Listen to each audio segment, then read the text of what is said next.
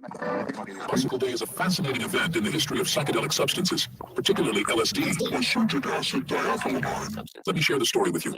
On April 19, 1943, Swiss chemist Albert Hofmann unintentionally made a groundbreaking discovery while studying the properties of a rye fungus called ergot. He had synthesized LSD. Initially, he was exploring it as a potential medical solution. However, early tests yielded little results, and the pharmaceutical company developing the drug dismissed it. Fast forward to 1943, Hofmann felt compelled to revisit his earlier experiment. On April 16th, just a few days before what would become known as BicycleDay, he decided to experiment with LSD once again. While handling the substance, he accidentally absorbed a trace amount, possibly by licking his fingers after touching it. To understand its effects, Hofmann ingested what he estimated to be a normal dose of 250 micrograms. Lysergic acid diethylamide. Diluted in water. The journey began. Less than an hour after taking the drug, Hofmann experienced a visceral transition. His perception distorted, mixed with slight anxiety, and an inexplicable desire to laugh. He asked his lab assistant to take him home, but road-time restrictions meant no cars were available. So Hofmann and his associate embarked on an unforgettable ride on bicycles. As they pedaled home, Hoffmann's condition worsened. Anxiety turned into paranoia, and he feared he was going insane. The thought that he might have poisoned himself wasn't entirely unreasonable, considering that ergot, the fungus from which LSD originates, is deadly poisonous in its natural state. Despite the turmoil, they rode rapidly, and Hoffmann's field of vision wavered, distorted as if seen through a curved mirror. And thus, BicycleDay was born, a day that commemorates the historic discovery of LSD's psychoactive effects. It's named after that unusual bicycle ride when Hofmann inadvertently stumbled upon a new realm of consciousness, human perception, and experience. On April 16th, known as BicycleDay, his accidental journey forever changed our understanding of psychedelics. Lysergic acid diethylamide. Is this real?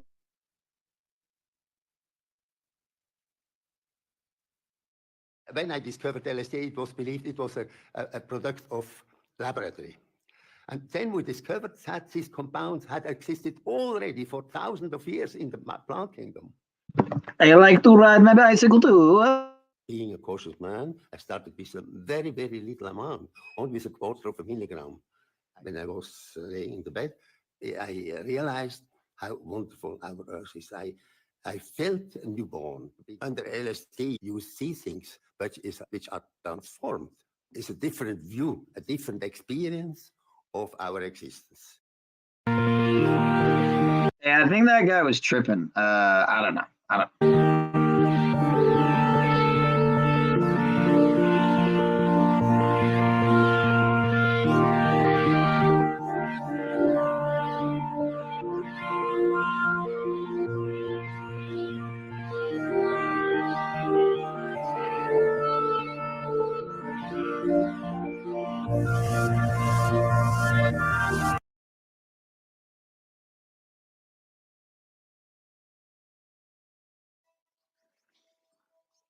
Strictly speaking, there is no method to arrive at the place where you are. And no amount of searching will uncover the self. Because all searching implies the absence of the self. The big self, the self with a capital S. So that to seek it is to thrust it away. And to practice a discipline to attain it is to postpone realizing. There is a famous Zen story told of a monk who was sitting in meditation, and the master came along and said, "What are you doing?" He said, "I'm meditating to become Buddha." Whereupon the master picked up a brick that was lying nearby and started polishing it, rubbing it. And the monk said, "What are you doing?" He said, "I'm rubbing this brick to make it a mirror." He said, "By no amount of rubbing could you ever make a brick into a mirror." Master replied, "By no amount of zazen could you become Buddha." Zazen means sitting meditation. They react very badly to the story in modern day Japan. Anyway.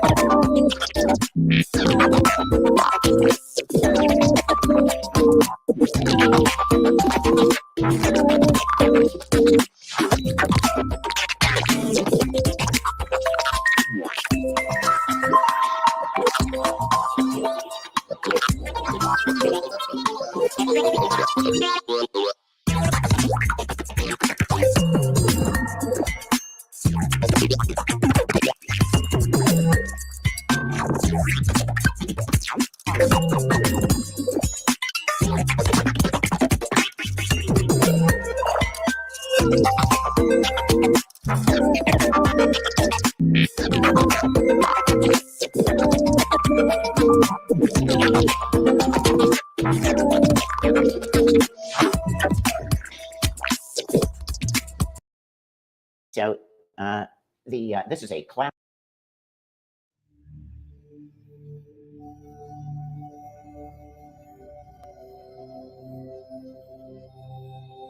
Happy Bicycle Day, everyone. We are so pleased to be here on MAPS's 35th anniversary to celebrate with them the anniversary of the Multidisciplinary Association for Psychedelic Studies. And we are celebrating here in Entheon, where we have the Psychedelic Reliquary. It's about to be installed. There are 3 paintings here that will be in the reliquary with some of the relics that we brought here.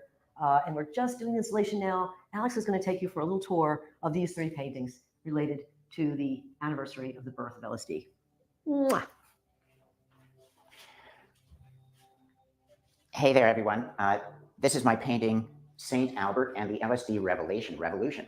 It shows the good doctor holding the molecule based on a photograph that's rather famous. Here we have the story of BicycleDay. I'm going to try to condense it down.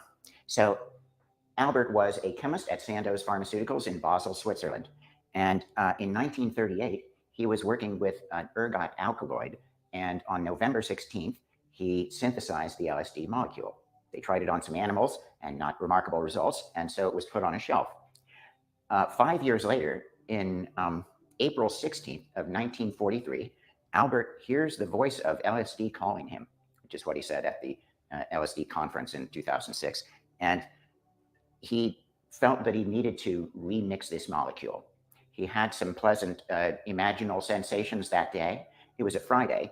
And so when he came back on Monday, he determined that at the end of the workday, he would do a human trial. He would try this new substance. He tried a tiny amount, which he thought would be inactive, because most substances are, because it's millionths of a gram. So about 250 micrograms, I believe he took, and at about 4:20 in the afternoon. And within the hour, he felt like he might be dying. He felt like he might be poisoned. And so he wanted to leave the lab. In order to do that, he needed to take a bicycle. So he drove his bicycle all the way back to his apartment. Fortunately, a lab assistant accompanied him, was able to get a doctor nearby who examined him and said, "You're okay, Albert." And he was having, the sensation of leaving his body and maybe he was dead or something like that. So all of these fears are very normal for someone experiencing this extreme altered state of consciousness. So he regained some composure and then had a kind of memory of his childhood that where he was standing in a meadow and looked around at all these beautiful plants and flowers and said, "Everything's made of chemicals. I want to understand that." So he came back to this sense of wonder. And so the painting honors that discovery and kind of some of the personalities that were affected by this, some of the scientists and psychologists and some of the artists over here, and some more notorious figures as well. There's also a tiny, tiny bicycle in this painting. And you can see that was done on, I believe, New Year's Eve on 2006 as I was finishing the painting. Of course, I had to be on LSD to do that. And so anyway, we thank Albert, who we took this painting to him to show him on his birthday, January 11th, 2006, and he signed the back. So we'll show you the back of that as well. Now, we have some other things that I consider relics. For one thing, January 11th. Isn't that was Francis Scott Key's birthday too? Why did I know that? Because the bridge, right? His glasses, which his family, Andreas, his son, decided to give to Entheon as we were going to. Or my bad, Key died on 1/11, not his birthday. Whatever. Exhibit the paintings of his father. We also, due to a donation from John Hanna, have the hair of Herr Hoffman. So this is a class 1 relic, is actual genetic material. Something they wore is a class 2 relic. So his glasses, the lens through which he saw reality change. And here is a nice note that he wrote regarding the portrait, and that it made me happy to sign reprints, because he signed a print edition with me as well, and I believe it was sold as a benefit for MAPS perhaps. And he liked the neighborhood with Paracelsus. Paracelsus was a chemist who was also a worker in Basel, Switzerland, and he was kind of the alchemist that invented chemistry. And he believed that something like chemistry was necessary in order to discover the philosopher's stone, which many feel is something that LSD takes us to, that state of consciousness that is the rock that you stand in relationship with the creator and the creative force. So we celebrate this day. Happy Bicycle Day, everyone. I wanted to show you this other painting, which is something that was done more recently. And it was, again, the LSD molecule and Dr. Hoffman, now the elder Hoffman. And there's a bicycle here that you can see with a date on it. And here we have more of a world orientation and a kind of sun, something I like to envision, the dawn of psychedelic culture, which I believe is upon us at this time. And what he asked for was a new Eleusis. Eleusis, of course, was really at the foundation of Western civilization in Greece. And right outside of Athens, just a pilgrimage walk away, was the Telestrion, which was a gigantic temple that a couple thousand pilgrims would go to, and they would experience an altered state of consciousness by drinking something called the koukion. Scholars have wondered, what was this psychedelic brew that Socrates and Plato and Sappho and many of the famous Greek philosophers were familiar with? And so here I have Socrates and listening to his friend Mercury there. Then we've got the story of Persephone and Demeter, which is what Eleusis was all about. It seems that Persephone was the beautiful daughter of Demeter, who was the mother of all nature. And so she was so beautiful, and Hades was sort of alone in the underworld and wanted a bride. So he kind of up and grabbed Persephone and dragged her down. And so this left the mother so bereft, of course, that winter ensued, and it was necessary to work out an arrangement with the gods so that Persephone would return every spring and blossoms would return. And so this kind of celebration of the cycle of nature was something that was essential. The wheat fields that were all around the Telestrion were possibly the suppliers of ergot, which is a common fungus that grows on most grains. And so they have found recently archaeochemical deposits in other Eleusinian outposts that kind of confirm that ergot might have been involved in the early kind of drink that was the koukion. And so here we have some of the other famous discoveries of Albert Hoffman, which was the substance psilocybin. He distilled psilocybin and psilocin from the psilocybin mushroom, and which Gordon Wasson received from Maria Sabina in 1955 in Oaxaca, Mexico. Due to the generosity of Maria Sabina, we now have this healing medicine of psilocybin. Now, on April 20th, 1962, in Marsh Chapel, the Good Friday experiment happened, and Walter Pankey and about 30 other divinity school students, some of whom had psilocybin, were having mystical experiences there in Marsh Chapel, listening to the Good Friday sermon of Howard Thurman, actually. And so this was the first actual experiment to determine whether a psychedelic could give person a mystical experience, which was the kind of report, but how were you going to get science about this? And so Walter Pankey was the first to work that out. Now, his class advisor was actually Timothy Leary here. And it was 1962 at Harvard. He was still there at Harvard. So this was part of the historic research that Leary helped along the way.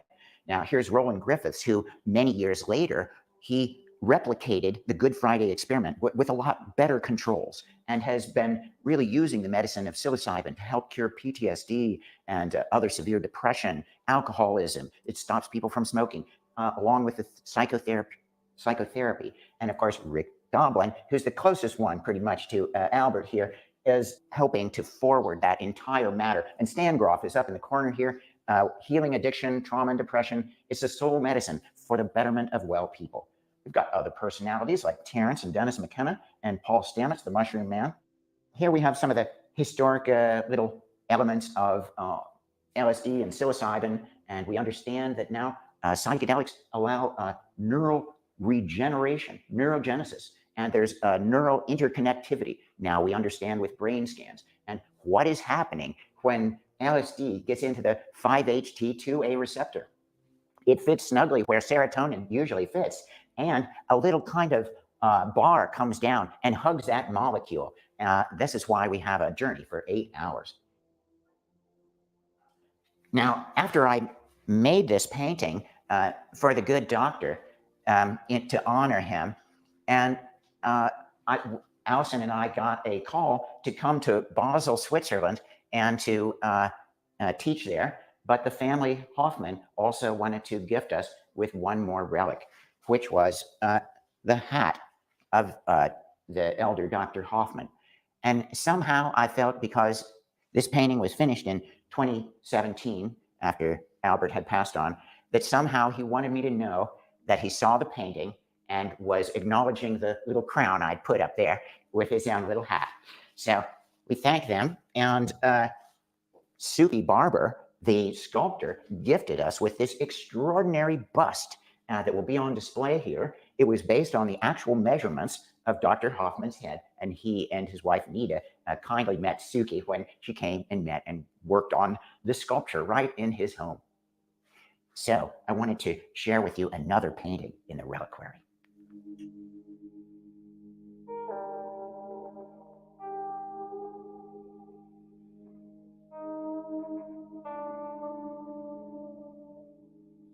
We are standing here by the portrait of Ram Dass that Ram Dass. Alex painted not long ago before Ram Dass's passing. And Ram Dass had a very special influence on my life in 1971 when I read his book, Remember, Be Here Now. And we would call him Baba Ram Dass. And I don't know where you're at, DJ Spin, but it's 4 a.m. here, so I'm already 4 hours into 420. So you must be, I don't even know where, if it's not 4 yet. I mean, if it's not 420 yet, you must be in Hawaii. He suggests within that book, that to me, he suggested that I try taking LSD in a different way than I had ever tried taking LSD before, rather than with friends socially or just, sitting people watching or climbing a mountain. It suggested going into a dark room and, lowering the lights and taking LSD in a solo flight. So I did that. And in that intention to see the white light, which Ram Dass suggests in his book, I did see the white light coming through the secret writing, washing over all surfaces and wafting like ribbons in the air. And it influenced my art. It influenced my being in becoming a spiritual person. So I saw myself transform into a spiritual person with that one experience, even though I had been using LSD recreationally for 6 years before that. Now, this was 4 years before I met Alex. And so Ram Dass was in my life through our life together, in that he was with us for some very special events in our life. Soon after our daughter was born, he blessed her. And we happened to be in a meeting together, a private meeting together when my mother died. So he has somehow, been an influence in my life that has really profoundly affected who I became. And that's why I stand by this painting. I enjoyed watching it develop. I feel so grateful to have had the opportunity to have painted this great American guru, Ram Dass, and to be able to really share the three faces, the trimurti of the emergence of Ram Dass, who was the illustrious Harvard professor there teaching at Harvard, Richard Alpert, and happened to meet Timothy Leary and his friend Ralph Metzner, and they formed a kind of a friendship. Richard Alpert was one of the great professors who was part of the LSD book that he wrote here, and the early Life magazines and other magazines he was profiled along with Tim.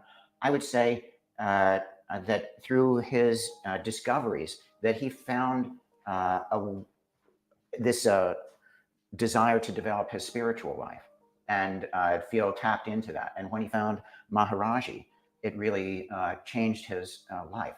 And he recognized someone could be tapped into the spirit of the cosmos all the time, and to be an outpouring of the spirit of service, giving, love, I am loving awareness. It was that how do you be love in the world? And so, of course, Hanuman is this kind of personification of the service to the spirit and to the beloved inside of it. I think of this painting as Maharaji is holding the strings here and passing them through Ram Dass's heart, and they're coming out the gift web of Hanuman, which passes through all of his teachings here that are displayed on the table. Of course, Ram Dass went through all these different phases of being the great celebrated guru and things, and then the later sage phase. And of course, he had struggled with the stroke, and this is the kind of the hands of service there, I think. And over here, I kind of show our relationship with Vishnu Das here, and the Stephanie Schrindenheimer who connected us and who really commissioned this painting, and there we are as well. Here's another profile of the great teacher Maharaji, and you can see the teacher everywhere. And this is the house at Millbrook that the three psychedelic heroes and some of their other friends and compatriots inhabited when they were writing the psychedelic book. Yeah, that psychedelic experience. Yeah. And it's right near here, like 20 minutes from here. And we've been given a tour of this ancient old Victorian mansion where they did their work. Not far away from here. Not far away. Yeah. So really, happy Bicycle Day, everyone. And you got a little preview here, the Psychedelic Reliquary. Man, that's one heck of a voice there on Alex Gray.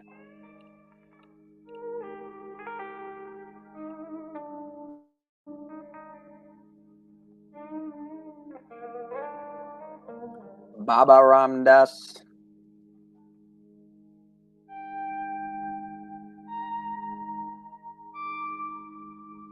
Yeah, I tune into that Be Here Now network from time to time. They're always streaming 24/7, pretty sure. Around the clock. Oh, come on, man. But yeah, I if I really wanted to, I could totally change the tune from like that video to one of Wise's videos, showing the optics, for lack of a better term, of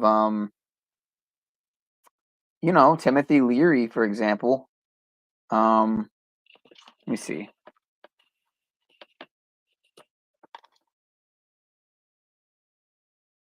Some really interesting videos. I touched on them before in a stream, and actually, stream has been taken down before just for showing some of his stuff. Then again, that's happened a lot actually in the past with Mr. Wise and many others. Of course, let me see if I can find the video I'm thinking of. It's actually not one in particular. It's a lot of videos. But going into kind of the Esalen Institute topic, Tavistock Institute, alleged Crowley follower, MK Ultra CIA financed Dr. Timothy Leary.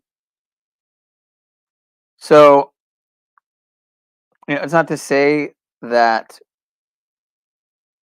the CIA's involvement with the counterculture movement, the hippie movement, was 100% inherently evil. Here, let's watch one of these videos.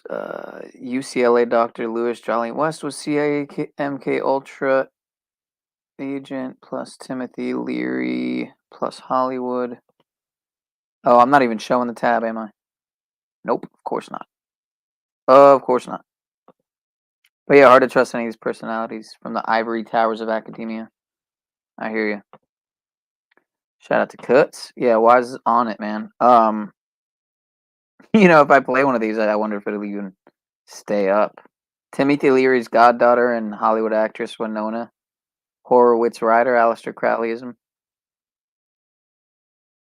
Let me see if there's a shorter one.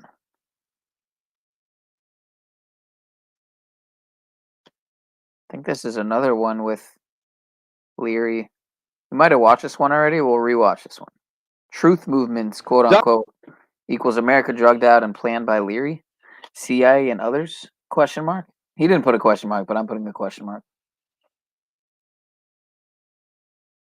He's going in though on his own comments like I do. He says, behold how your guru Castaneda, Don Juan, UCLA, CIA, MK Ultra, Wagner, Horowitz, Ginsburg, Albin Grau, Aleister Crowley, H.P. Blavatsky, Brotherhood of Saturn, Golden Dawn, Toltec, Khazaria, Baalbek, revolutionary groups, New Age, hippie, capitulation, Armando Torres, Rudolf Steiner, Lewis West, Hollywood entertainment, military, globalist, Luciferian, satanic government, certified shamans, pogo shamans. He's laying it down there. Pogo shamans. You heard it here first. Wow. Yeah. He's kind of putting together that a lot of these types here seem to be able to ride the consciousness roller coaster just like you. Why have certain people never told you this? Glitch the matrix. Do something that you don't expect. Seek the universal creator first, not them. Yeah, I mean, I'll be honest, I gleaned a lot of wisdom from the likes of like Baba Ram Das and stuff over the years, and it's been a while since I listened to that actively, any guru types, but I do wonder looking back what exactly all these figures were there for on the other end. Right, on the Esalen Institute agenda end of it. So here, we're going to check this one out. Leary and CIA optics. He is the dominant figure in the current uproar on the use of LSD. In 1963, he was fired from the Harvard faculty for involving undergraduates in his experiments with drugs. In March of this year, he was arrested for smuggling marijuana in from Mexico, is presently appealing that 30-year jail sentence. A man very much in the news. Here is Dr. Timothy Leary.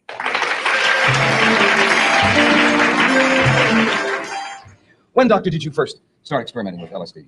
6 years ago. And that was during the time that you were on the faculty? I was teaching psychology at Harvard. I've been a psychologist for 15 years. Right. And I've come to the sorry conclusion that psychology wasn't doing much to solve the emotional or the mental problems of the human race, I'm taking the American people. So I went to Mexico, and a friend of mine who was an anthropologist told me about a method which had been used by the Indians in Mexico, the medicine men, the priests, before the white man came. They used mushrooms, they're called sacred mushrooms. And he told me that they still grow in the mountains near Mexico City. So one afternoon, sunny Saturday afternoon, 6 years ago, he brought over a bag of these mushrooms, and I ate 7 of them. And I learned more about psychology, about the human mind, about the human situation in the 5 hours after eating these mushrooms I had. They had a 5-hour effect? A 5-hour effect, yeah. I learned more in those 5 hours than I had learned studying, doing research in psychology and treating people as a psychotherapist. May I first ask you, yes, your title, doctor? My title? A medical doctor? No, I'm a psychologist. Psychologist, right. It's estimated by the Federal Food and Drug Administration that about 15 or 20% of our young people today are exploring their consciousness, trying to find out more about their mind using these chemicals. But aren't the majority of them doing it for kicks?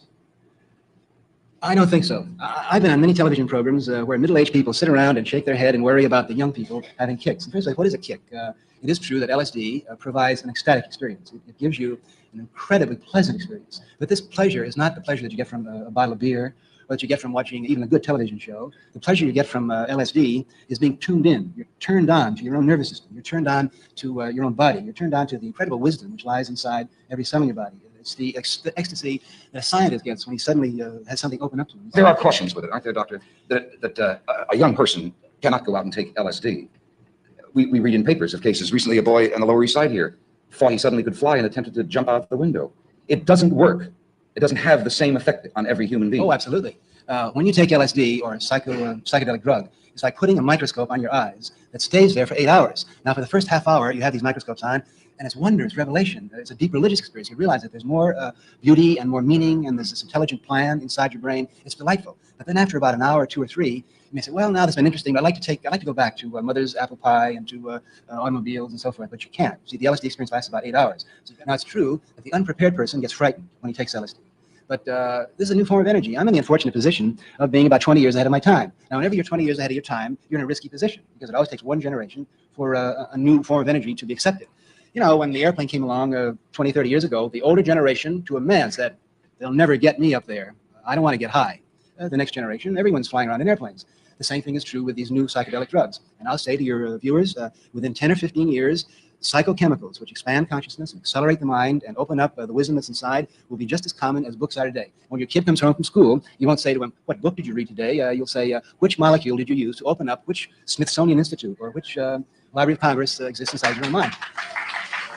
I know that sounds far out, but every new advance in science just seems impossible. How can you use drugs to open up your mind as an educational tool? How many times have you taken LSD, Doctor? I've taken LSD 311 times. We'll be right back.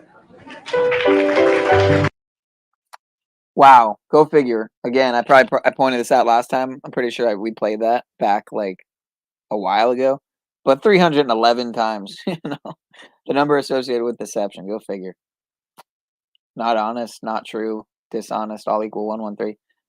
Anyway, that's for another time. But yeah, an institute or which new advance in science just seems impossible. How can you use drugs to open up your mind as an educational tool? How many times have you taken LSD, Doctor? I've taken LSD 311 times. We'll be right back. Looking like freaking what's his dude's name from you know, like Mr. Rogers looking ass fucking wigger type bitch. Damn, I'm talking shit on Leary. Let's look up more Leary optics. Let's see what comes up if we just look up Timothy Leary's CIA plant on YouTube. Of course, this is YouTube, so I mean, what are we gonna find on YouTube? High Priest of LSD.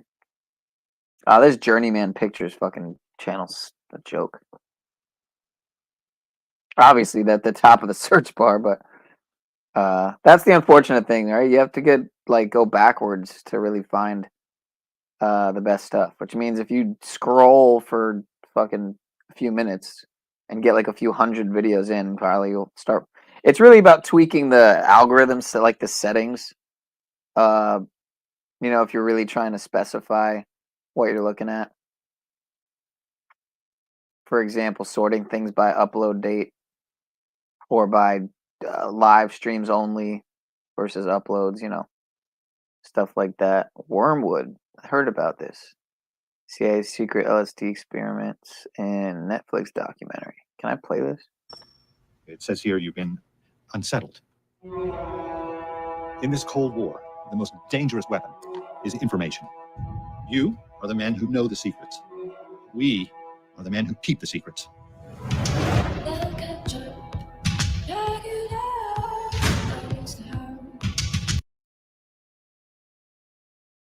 Man, these streets are congested in New York. Wow, these ads suck.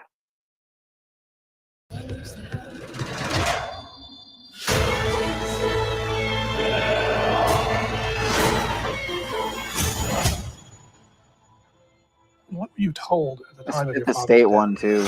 I was told that your father has had an accident. But that was the cover story, told by the CIA.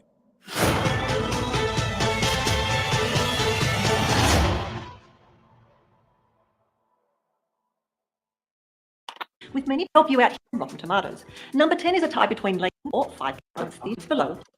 What in the world? Yeah, I don't know. I don't know why I was playing that. Hoffman's Potions, the LSD The experiment. strobe light, if you get it pretty close to the alpha rhythm, produced very weird effects. It does anyway as a natural strobe. When you combine that with LSD, it's really very remarkable. No thanks. Will not do The strobe. strobe light, if you get it pretty close to the alpha rhythm, produced very weird effects. It does I mean, again, that's why all the raves do that, obviously. but- anyway as a natural strobe. When you combine that with LSD, it's really very remarkable. Looking into the mirror is one of the most powerful things you can do, to look at yourself. And of course, at first, some people really draw back. You know, I've seen people even frightened at the image of their mirror, but we encourage them, just look, just accept it. And as they do, they begin to see more and more. And if they go far enough with this, they begin to see their inner self. One of the most powerful artifacts that you can show to a person when they're under the influence is a beautiful red rose that just partly open. It hasn't fully opened yet. For many, the rose comes to life, and they actually see it breathe. They can actually see the petals open and close. We would always have arranged for a sitter to take them home, and the sitter would take them home and sit with them until they went to sleep. People had a sense of being dropped. They came for a few times afterwards, and then we didn't see them anymore, and we'd paid such close attention to them ahead of time that they felt sort of neglected. There were several people who'd gone through the process who were sort of typical leader types, and they formed groups so that people could join one of the groups, and they would go to the group say once a week, and they'd share experiences with each other. My feeling was that in this sort of looking for paradise after this experience, you begin to realize that it's right here, wherever you happen to be, like where we're sitting. You make your own heaven and hell.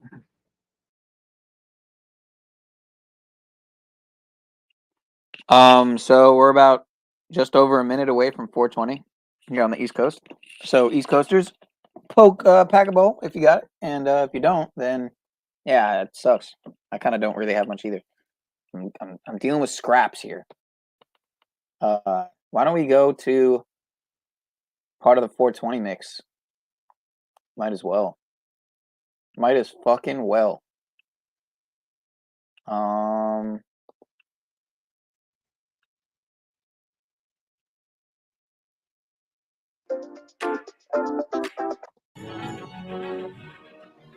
Beetlejuice.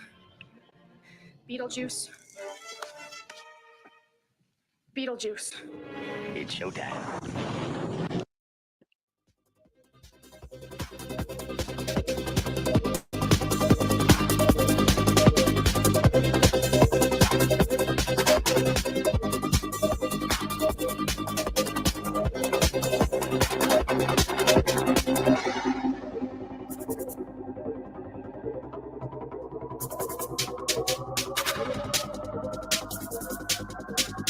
All right, nah, it's 420. It's 420, folks. It's 4 fucking 20. It's 420 on 420, and this is a 420 mix. So get fucked. Just kidding. I love you, brothers and sisters. I don't know why I said that. That was rude. Play! Pack a bowl.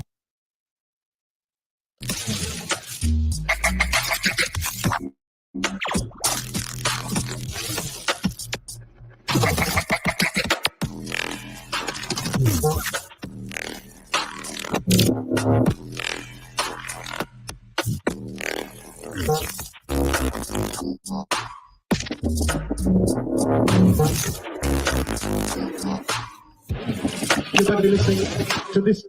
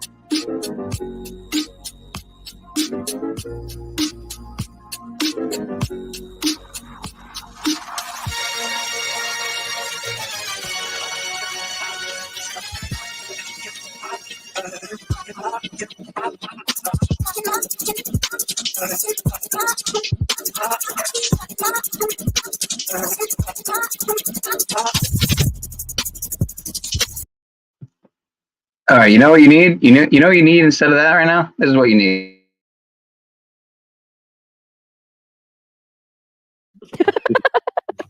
And make sure that video of Layla rolling a sweet 420 blunt was up. Yeah, that was a great video. I was like, That's quick. We need to have an album, like a Secret Society of Good Guys album that's just got all the cuts on it. yeah, I Layla! agree. Hates a the hoe. hoe. Yeah, there'll be that somewhere in that song. They'll say that you'll hear it too this time. You'll hear the word that I'm like, oh, I think that's Layla's new nickname. Oh yeah, that's there's a really part of you can go onto Instagram now, and if you're gonna put in your stories, you can put in sound scientist and find Big D energy. And so I like to put it in. My favorite part always of the song is the part where it like does this like breakdown, and he doesn't say anything for real. He just says, I don't wanna. It's like that's the part that plays it when you are like that's where it starts. So I never even have to touch. Really, Hana. Yeah. I just like I always my head. I make it sound like they're gonna go to Benihana. Me too. We're gonna go to Benihana. That's what I do too. Layla. Layla. All right. We love you guys so much. If you haven't already, hit the like and subscribe, tell a friend, and you can watch it again with your coffee in the morning. Yeah. Otherwise, we will be back Sunday and again next Friday. All right. Love you guys. Thanks for hanging out, guys. Yes, we love you guys so much. And yeah, we'll go out with Layla rolling a blunt for your 420 celebration. Layla hates her patties. Oh yeah, Layla, she hates her patties. Oh yeah. Oh yeah, she hates the patties. Oh yeah.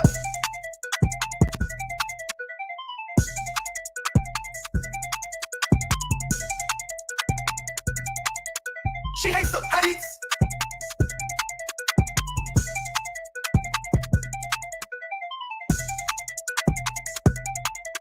Save us, Britney Spears. Can we be saved? God, why is Satan controlling the universe?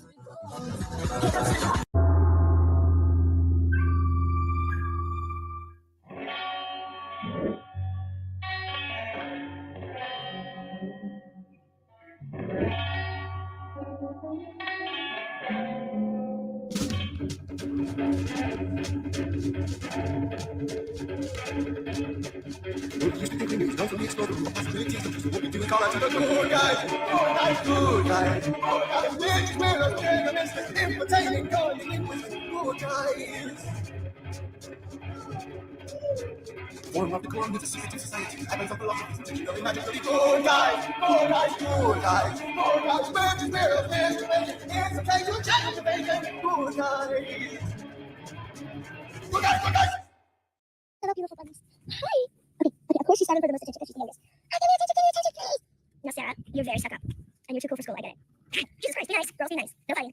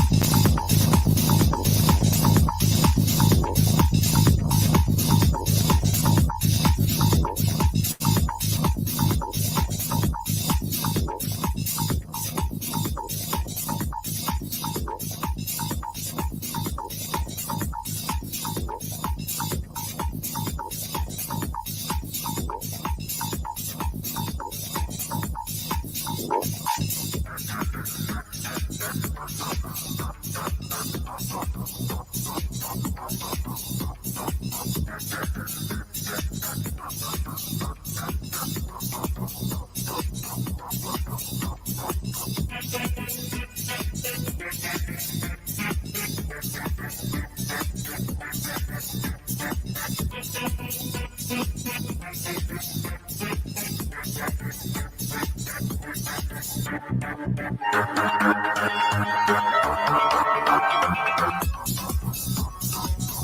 got any more questions about who and what the fuck I am and what I'm here to do? I got to start telling convicts what the fuck I'm there for. Like you can't smell it all over me. Then I go, you want to know what I'm here for? Pull up my fucking YouTube on Netflix.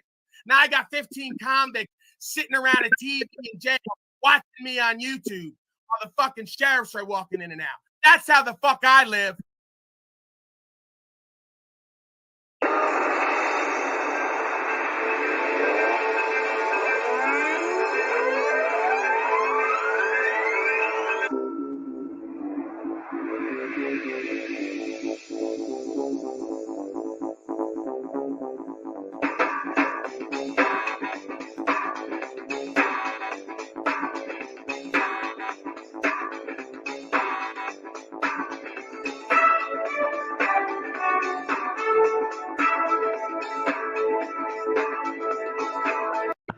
Guys, Tom's doing big things, guys, have you been here before? Tom's doing huge things, guys. Have you seen what he's doing, Isaac? He's doing huge things, guys. 33.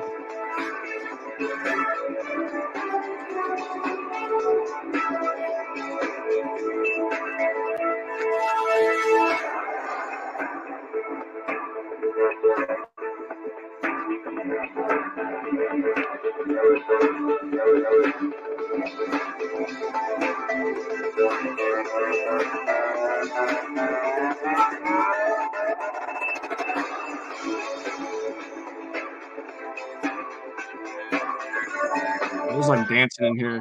That mix before. I don't know if you guys saw this panel, but it was pretty nuts. I'll just fast forward a little bit.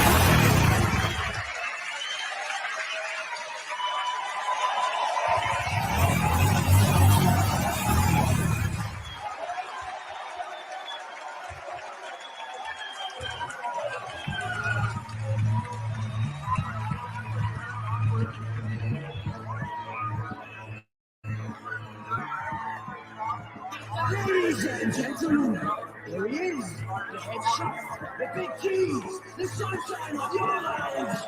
It's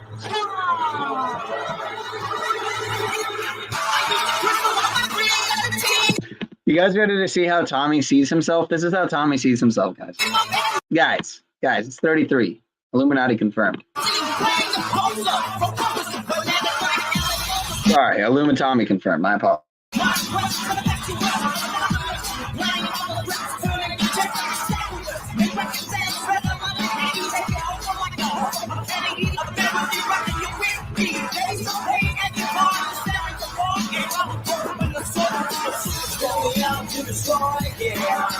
Give me one from the boy again. Y'all limited my action radius. Need your love to the point there. Fill me up to the soul again. Give me one from the boy again. Y'all limited my action radius. Need your love to the point there.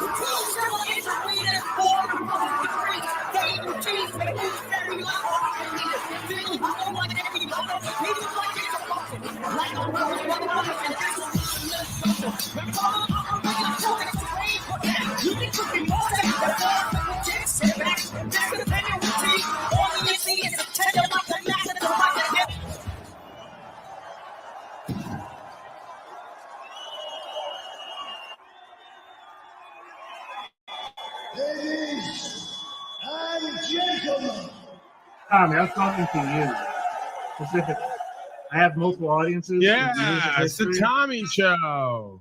Starring That's why they bring me up. That's why they bring me. So look the what this fuck panel up. turned into. I had this camera much better. I thought he meant, Goblin, you do not possess the ability to be real with Paul. Because, you know, that's one of his. I'm glad he misinterpreted or got the wrong birdie when I was saying, I think be nice to people, Joshua. You're going to need friends. I'm old. I don't need friends anymore. I hate these people. But you got to. It's okay, bro. I used to be a drug addict. I mean, half this community. I mean, I still say never act, but All of us probably could be diagnosed if somebody were to, with a license were to get in and start assessing us. But it's This motherfucker for sure. I never tell you how you meet the. Gotta say, I like your hat. Thank you. I think it brings. Okay. Now I'll reset. You guys are gonna make me call out on you guys. Now I'll just pause it and reset it and play it.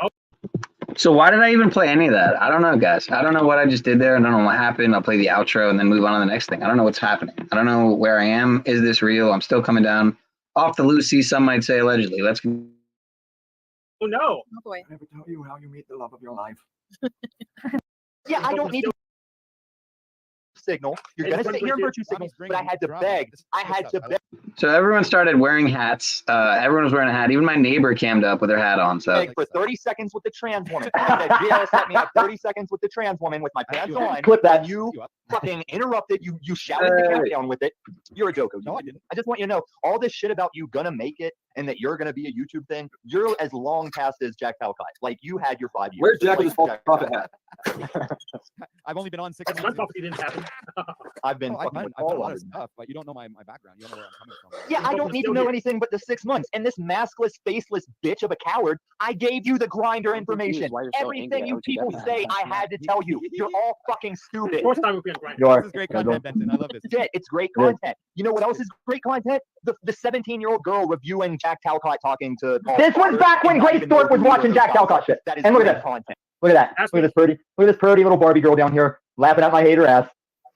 And then we'll close out with me calling her a trans. You people are in a little YouTube bubble that you think you're something, and This it's is when they hilarious. first met you guys. Now what do This you is a got? big deal. Oh, wow. Charlie Snow, you're a fucking man yourself. That's a trans man if I've ever seen one. A little bit of rainbow right sir, here. for your insight. Thank you, sir. All original Paulie. Not cool. But Paul. And it's heist in like a and I'm pissed. There's like an umbrella. I don't have. All of y'all know. She got fancy glasses. Where's my sunglasses? Yeah, you're good, Paul. You're if you can try and act like you're not as sensitive thing, because there's no way you're saying that sarcastic. Don't judge me because you're not getting all wound up. I'm trying to get him to play my sport I put backstage, and you're getting him all wound up. Oh no. Schooly. Then you're not a I'm nigger. wondered, but he's half breed, you know. Oh, he's black and Indian. I just wanted to point out that Goblin has really pretty eyes. That's it. Yeah, it's because he's glazed over all the time. I just kind of wanted to go into the breakdown of the N-word by Tommy, but I can't find the right part. So my apologies. This is Spurgtastic spurging right now. I'm going to move on to the next. I'm going to try. But Gorilla Gems. I actually do have pretty eyes. Gorilla Gems. Everybody shut up or I'll kick everybody out. Gorilla Gems. Number one. Tommy, I Number one. love you when I came here to present this message to you. You guys can't shut up for one fucking second. DJ, I'm looking at you too. You're next. Gorilla Gems. You're from Unslavia in my chat saying what's wrong with y'all. Do you know what's wrong with that? Do you know what's wrong with you asking what's wrong with y'all? Yeah, if you're Gorilla Gems, how do you not know I'm the Unslavia Joker? What season did you get here? I said, go get him. Tell him to show up. Have you seen what happens to him when he gets here? And you still gems up to him? Now, my question before you took me down this road of, oh my God, why did it take you and Talcott clips to make that meh AI video of the Mad Max stuff? That was not a two-man job. I still love you, dude. I'm not mad at you. Were you? Okay. I hate this. I'm not mad at you thing. I backstage because you were pissing me off. Well, El Perro, you have, and it was justified. I don't know why you don't more. I don't know why you still have that fucking gorilla. I've never talked shit about Paul. I've always posed my perception. Oh, you've already told the truth. Yeah, you've always said the truth. Yeah, okay, I can do that. I can agree. I haven't talked to you about Paul. Never knew he was here. Well, that's because you want to be. See, here's the thing, Hank. Hank, I appreciate what you do, but you, as much as Jack, will always want to sit on Paul's lap. Now, Jack, I have talked shit about, and I've apologized for it. But Yes, we that's know. the way it goes. And I haven't apologized yet. That's just the way it What did he? Did he just do like the? Jack. What did he have to do? Because I don't fuck with the AI. What did he have to do to Gorilla Gems? And we all know a Gorilla Gem is a turd if you're talking about Paul Gorilla. And no one's ever called him Gorilla unless they were making fun of him. Jack, I think that I got an idea. So next time you go on do your show. I hear you, Goblin. I hear you. I hear you, Goblin. I hear you. I think you should have a staff and put a Gandalf hat on. should. I gave him the No, wizard hat in no, no. oh, you're talking to Jack. Yeah, no, Jack's got to put the Gandalf. Like his beard is getting epic. It's growing. I think he needs to go full wizard, full Gandalf on us. No, That's a And new I- look. don't encourage him to do that. I actually had a bit where I've talked about when I ran that Domino's, there was a homeless guy. Don't encourage him to do that. I actually He needs to go full wizard, full Gandalf on us. No, That's a new And I- look. don't encourage him to do that. I actually had a bit where I've talked about when I ran that Domino's, there was a homeless guy who I called Dirty. My bad. I'd give him a pizza when he was done arguing with my car in the dumpster. And we had a bit one night where maybe that's future Jack that forgets that I'm past me when he meets me like that. And I'm giving him pizzas that he stares at and walks away with. Now Jack doesn't know that'll be him. He'll come to Colorado looking for me to crash, end up in the Springs, homeless, turn into Gandalf, Dirty Gandalf, but back in that time somehow. He gets transferred, maybe in the Mandela warp. It sends future Dirty Gandalf Jack, who's crazy. The guy used to honestly argue with my car when the dumpster had enough. He'd argue with my clips. Dude, that sounds like the way my story could go. I make good people. I just won't know to leave a note because I'm not me yet. Damn it, Jack Morty, I'm not me yet back then. Damn it. Well, this will definitely take us over 3:30. I mean, I don't know what will take us over 3:33. I was just about to start a story. I wasn't about to end the show. I was going to tell a story about the time that Dirty Gandalf and Special report. Story time. Urgently breaking with Circus special reporting.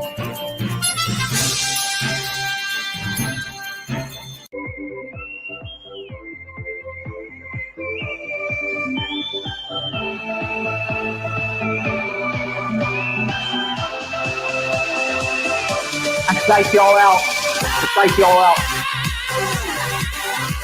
Got him. Got him.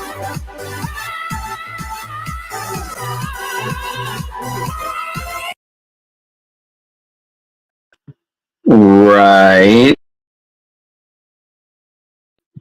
You know, Dick's probably just getting up. No, wait, he's probably still up. He's probably still up. He did the bicycle day, as I'm convinced. Moshi's didn't find me, at least got fire rosin from Hawaii for 420. That sounds a lot better than what I got, sir. Well, I got a pen, so that's all right. But I wish I had some more herb. I'm getting some herb today. I have. All right, more 420.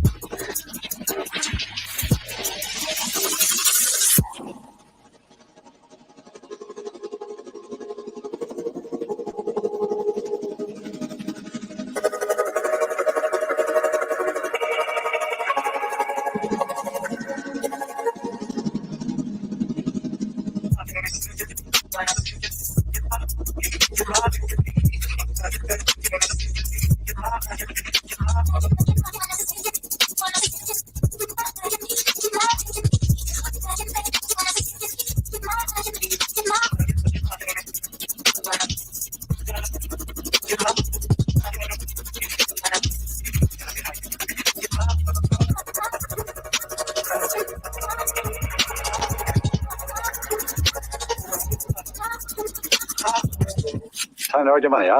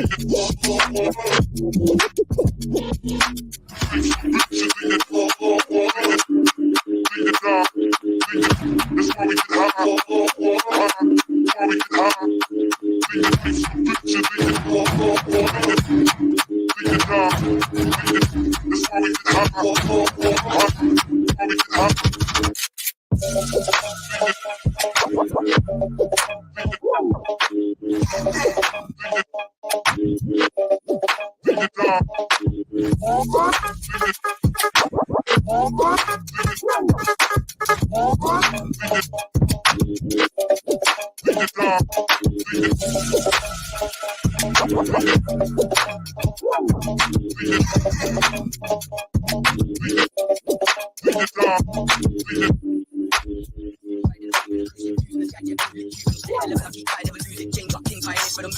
me tell them what's new. Raise of the tongue, got me sipping on the juice. I'm about liberation, I get loose. You wanna know about it, then cool. Let me show you. Let me show you. Let me show you how we do. Let me show you. Let me show you how we do. Let me show you. Let me show you how we do. Let me show you. Let me show you how we do.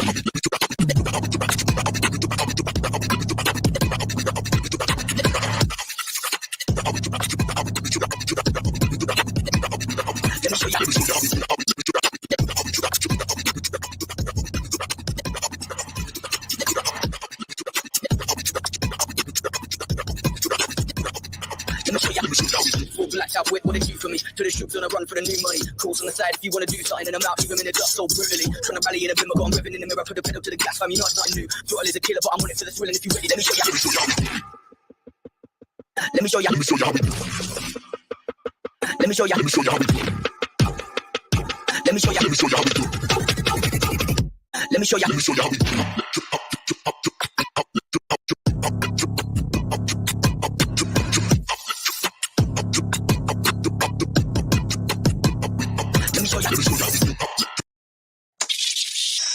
This is Albert Hoffman, a Swiss chemist who would spend his days synthesizing chemical compounds that were aimed at stimulating the respiratory and circulatory systems.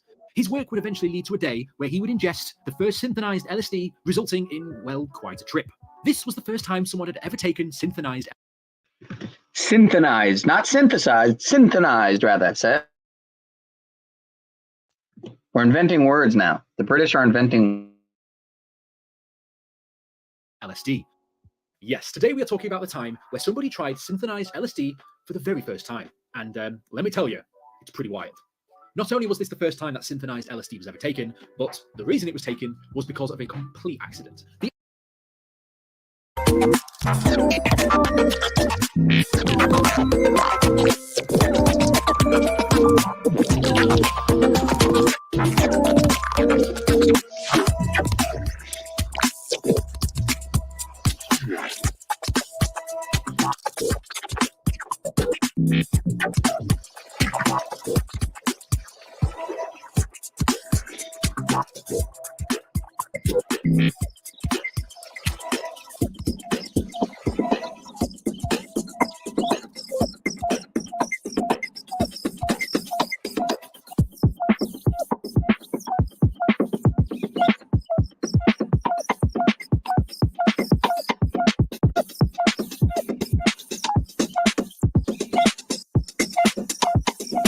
It's comedy. You're gonna like it.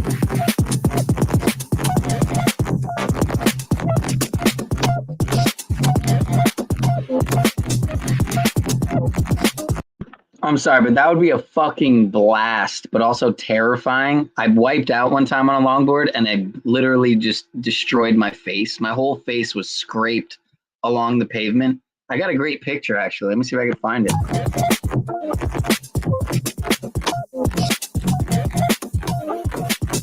All right, Jackie, you're being kind of corny, so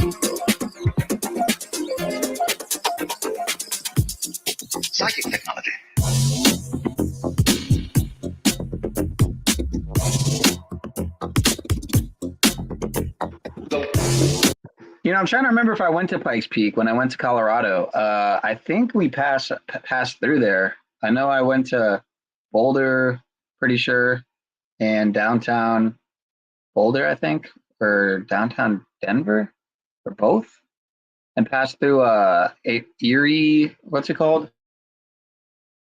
I can't remember. I'm gonna.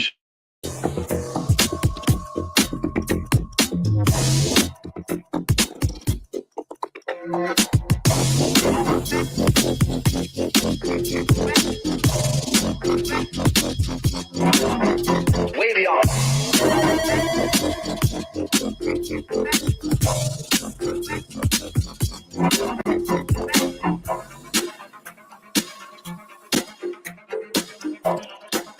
You could cause your physical body to disintegrate to another level of vibration, then transmit it and reassemble it somewhere else.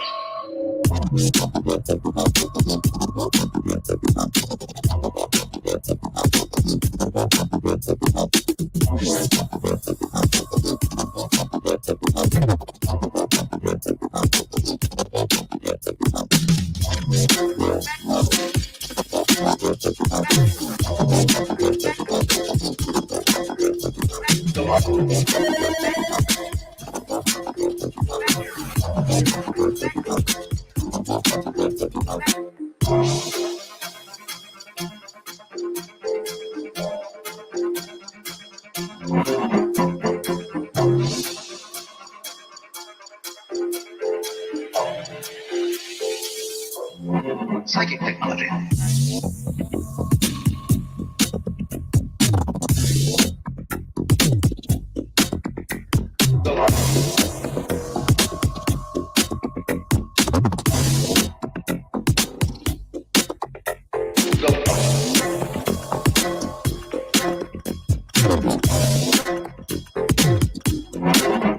Way beyond.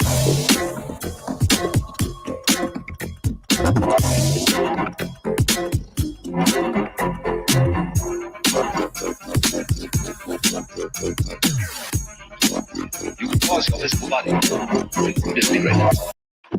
You know what, like, totally would pull you right back into this reality, though, is like just a clip that just completely reminds you of the level of the slavery and the. Here, I'll just let the clip do the talking. Hillary Clinton, hi. Has anybody told you are the super predator? Has anybody told you are the super predator? You're responsible for the deaths of millions. Bill Clinton, you're a genocide supporter. Fuck you piece of shit. Clinton, you're responsible for genocide. You're responsible for atrocities. You're literally helping fucking facilitate the genocide of Palestinian people. What the fuck you have to say for yourself? The fuck you have to say, Hillary? Watch that one. You can see you sitting in a goddamn fucking car on a Broadway show over Stupid pieces of shit. I know you can fucking hear me! You call yourself a feminist woman, I'm dying in Gaza! What am I dying? Do you have anything to say?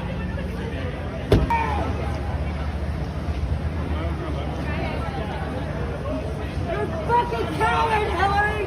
Fuck you! Fuck you, Hillary! Motherfucker Hillary Clinton! Hey, Hillary! Hillary died, Ron Clinton! We fucking see you, Hillary! Fuck you! We can see you hiding in a back of your car, Hillary! Stop throwing fundraisers for genocide, you fucking coward! You're How many people have died at your hands, you fucking coward? Fuck you, Hillary! Call you every night!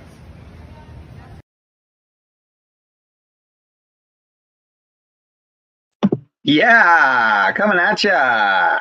Coming at ya. Let's get back to it. Just complete, total, utter switch up, nonsensical, no semblance of streamlined thought. I don't know what I'm. Another level of vibration. Then transmit it and reassemble it somewhere else.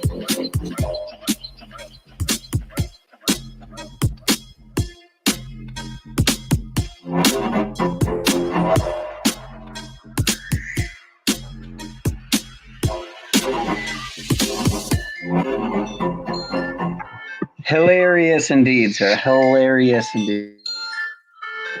I see what you did there.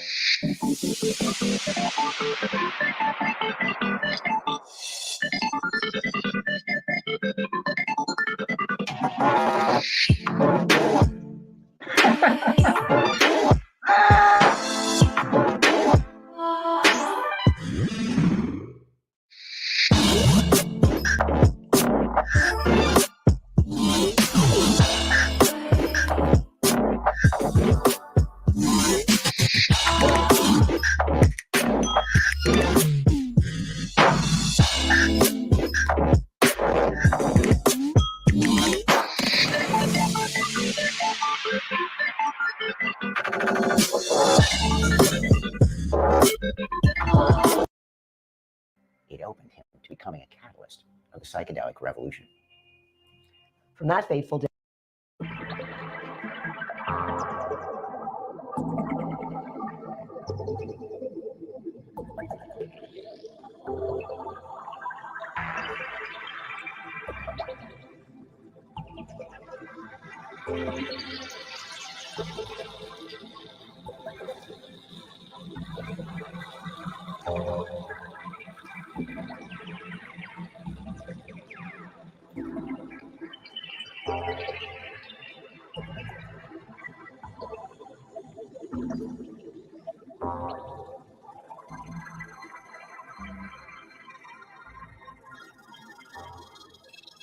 Happy Bicycle Bicycle Day. Day.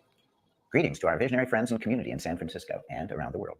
We're speaking to you from the Psychedelic Reliquary, inside Entheon, Sanctuary of Visionary Art.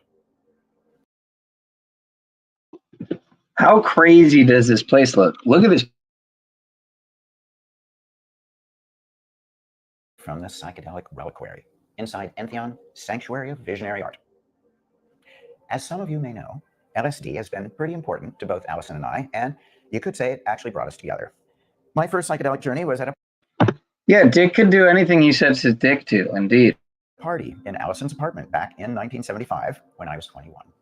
It was a turning point for me, and on that journey I went through a spiraling tunnel inside my head, and I saw the light of spirit. It answered every question, it cured my dark depression, and helped me find my beloved Allison. And since that day, we've been lifelong partners. In those years, it was dangerous to speak openly about psychedelics with others. It's interesting they only wear all black. It's interesting optics, if you will. And then, of course, the red and yellow there in the background behind Hoffman. Interesting.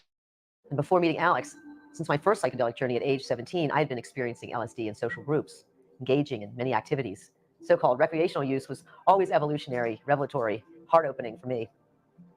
In 1971, deeply affected by Ram Dass's book, Be Here Now, I tried LSD in a way unique to me, quietly solo in a dark room. In that journey, illuminated secret They do look pretty normal, I'll give you. writing floated through the air around me and hovered over my body and everything there. An agnostic until that moment, I recognized this vision as divine transmission. Integrating this mystical experience included seeking a spiritual meditation community and making art that portrayed my vision of secret writing, work whose meaning was never shared. When Alex revealed his vision of God contact in my apartment, his first LSD journey, we bonded, and I knew he was the one chosen for me. The high points in our journeys became symbolized in our paintings. Universal Mind Lattice, now installed at the Chapel of Sacred Mirrors upstairs, depicts our June 3rd, 1976 simultaneous psychedelic journey and entry into the web of souls made of love and light that form the transcendent dimensions of being. This experience convinced us that there's a life beyond bodily death. This knowledge led us on a spiritual path to co-found an art church dedicated to community, creativity, and higher consciousness. For the past 12 years, we've joined with friends on Bicycle Day to celebrate the importance of the discovery of LSD, the opening that the experience has meant in our lives, and the rebirth of psychedelic culture. Now, we will recount the sacred story of Bicycle Day. LSD, or lysergic acid diethylamide 25, was first synthesized on November 16, 1938, by chemist Albert Hofmann at Sandoz Pharmaceuticals in Basel, Switzerland. He was working with ergot alkaloids, searching for childbirth or headache medicines. He gave LSD to lab animals to see if it changed their heart rate or stimulated their uterus, and despite some agitation in the animals, nothing apparently happened, so it was not further developed. 5 years later, on Friday, April 16th, 1943, at the height of World War II, Hoffman had a distinct intuition of the importance of this substance. He said, "I heard the voice of LSD calling me and never before or since have I heard such a voice. Yeah, there was definitely some boobage. I'm pretty sure you saw correctly.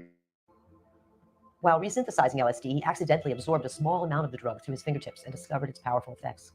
Dr. Hoffman described what he experienced to his colleagues. Last Friday, April 16th, I was forced to stop my work in the laboratory in the middle of the afternoon and to go home as I was seized by a peculiar restlessness associated with the sensation of mild dizziness. On arriving home, I lay down and sank into a pleasant inebriated condition. You know what they say about fractal tits or frac tits is yeah, there's nothing really like them, you know what I mean? Regular tits are just not the same as frac tits. So, you know, because you see so many different versions of it. So many different fractals of the frac tits, if you will. All right, what just happened here? Let's continue. Characterized by an extremely stimulated imagination. In a dreamlike state, with eyes closed, I perceived an uninterrupted stream of fantastic pictures, extraordinary shapes, with an intense kaleidoscopic play of colors. After some 2 hours, this condition faded away. This accidental dosage led him to plan an experiment on himself a few days later. Back at the lab at 4:20 in the afternoon on Monday, April 19th, 1943, Albert drank a solution of 250 micrograms, or 250 millionths of a gram, of LSD. No other drugs affect the mind in such tiny amounts, but Hoffman had discovered the most potent psychoactive molecule on the planet. Soon he was having the first LSD trip, but without a clue what might happen. His lab notes end at 5 p.m. as he wrote, slight dizziness, unrest, difficulty in concentration, visual disturbances, marked desire to laugh. In an hour, he wanted to leave the lab and go home because he feared he was dying. Because it was wartime and petrol was scarce, most people relied on their bicycle for local travel. On his bicycle ride home, Albert was terrified. His mind was filled with distortions of perception, yet he pedaled many miles from Sandoz Pharmaceuticals, followed by his lab assistant. That's why the psychedelic community calls April 19th Bicycle Day. Hoffman entered his apartment and lay on the couch, and soon he felt out of his body, and he feared he was dying. So his assistant beckoned the doctor who lived next door to examine Albert. The doctor looked at his vitals and told him, Albert, you're not dying, your eyes are very dilated, but I think you're going to be okay. And with that, his anxiety was eased, and he recalled a mystic moment from his childhood that inspired him to become a chemist. Envisioning when he was very young and out in a meadow, he looked around in wonder at the beauty of the blooming flowers and realizing that everything was made of chemicals. And he wanted to know more about that. Thank God he listened to his inner voice that day. It opened him to becoming a catalyst of the psychedelic revolution. From that fateful day, Hoffman shared his discovery with the world, accelerating the fields of psychedelic medicine and culture. He continued to take microdoses of LSD throughout much of his life and understood it to be a sacred drug. When a psychedelic angel spoke to... There you go, Dick. That one's just for you and your comments, sir. You see how, you see that? You see how I just got it all? All right, let's continue. You know the thing. You guys are already aware of this, I'm sure. Dr. Hoffman 79 years ago. It was a spiritually important occurrence for humanity. His discovery of the visionary properties of LSD and the active psychedelic alkaloids in magic mushrooms, which he named psilocybin and psilocin, have been tremendous catalysts for healing and consciousness transformation. The psychedelic reliquary at Entheon is being prepared in order to honor the special relationship between sacred substances and the dimensions portrayed in visionary art. Over the years, we have collected special items and received impressive donations of psychedelic relics and ephemera. The Hoffman family generously donated Albert's black hat and his spectacles, the lenses through which he saw reality change on Bicycle Day, that are portrayed in Alex's painting of St. Albert. Our friend Suki Barber donated this beautiful bust of Albert Hoffman that she made some years ago. Thank you, Suki. Our friend Earl Davis gave Cosm this drawing by Kat Harrison. It's her rendering of the Tassili bee shaman that's become a prehistoric visionary art icon. First reproduced in Terence McKenna's book, Food of Gods, Harris introduced a hypothesis of a prehistoric psychedelic mushroom called in Africa, which left the evidence of their altered states in these paintings. The 10,000-year-old rock paintings of Tassili in Algeria show a bee shaman holding mushrooms and sprouting smaller mushrooms around the perimeter of its hive-like or mycelial web-like body. They must have known that magic mushrooms are best preserved in honey. Discovered in nearby Algerian caves is a painted wall of mushroom-headed beings holding mushrooms, scampering along on dotted hallucinogenic hills that terminate in a strangely molecular, crystalline, geometric cluster. It has been noted that the small dotted lines between the mushroom-holding hands and the antenna on their mushroom heads indicate a subtle energetic bridge between the mushroom and the mind of the runner. These prehistoric psychedelic cave paintings contain several archetypes that recur in visionary art. 1. The fusion of plant, animal, and human elements into hybrid beings. 2. Vistas of geometric forms. 3. Graphic representations of subtle energies. And 4. Imagery of the magic mushroom itself. A visionary artist ideally strives to be a faithful witness to what has been seen by their own third eye in heaven, transcribing the wonder of the mystic state, because these are the most healing moments and may contain visual medicine for viewers. By sharing the highest visions through painting, we can provide an observatory for the beyond within. You know what was interesting to hear recently? I think it might have even been just this past day that passed, Bicycle Day, but that the pineal gland's like a red herring of sorts, and the amygdala is the true inner Stargate, if you will. I don't know. I don't know about all that. I think some people like to just try to be have the one truth that they've cornered the market on. I don't think it's that necessarily occulted where they made the pineal gland the Stargate when it's really the amygdala. I think they're both integral into different functionalities of the deeper levels of certain spiritual processes and stuff, if that makes any sense, which it probably doesn't, but does at the same time. There are now many artists from around the world dedicated to skillfully portraying their psychedelic openings, serving spirit and community through creativity, sharing the positive message that contact with the divine is a possibility for everyone. We look forward to annual exhibitions of the international visionary art community in the All One Gallery at Entheon, Sanctuary Visionary Art at Cosm, opening later this year. Entheon in the Hudson Valley is a collective creative offering to uplift the worldwide community. We welcome you to become a Cosm member and to join us for the full moon on Cosm.tv, at monthly tours of Entheon and the New Moon Zoom Art Church. Having a blessed Bicycle Day, appreciating that together we are part of an ancient trans-denominational culture whose intent is the flourishing of life, joy, and love. Greetings, everybody. So grateful to have you here to celebrate the visionary mystical experience and Dr. Hoffman's divine discovery. To commemorate this day, we've compiled a few of our favorite psychedelic animations by contemporary digital visionaries. New animation techniques and technologies have enabled artists to bring the psychedelic experience to life like never before. These creatives really nailed it. So grab your art supplies, put on your chroma glasses, get activated, and embark on a deep psychedelic journey. Stay for a closing message from Alex and Allison. I'll see you on the other side.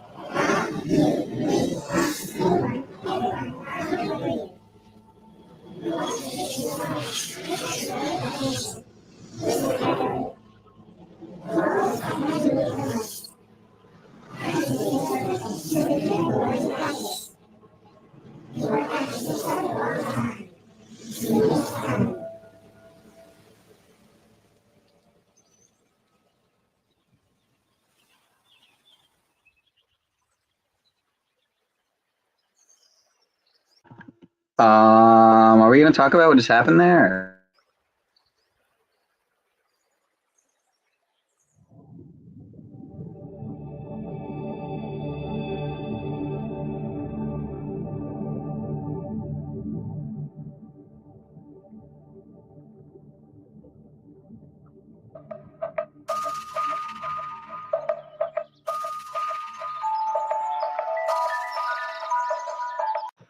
You mean like in that part of the Matrix, Dick?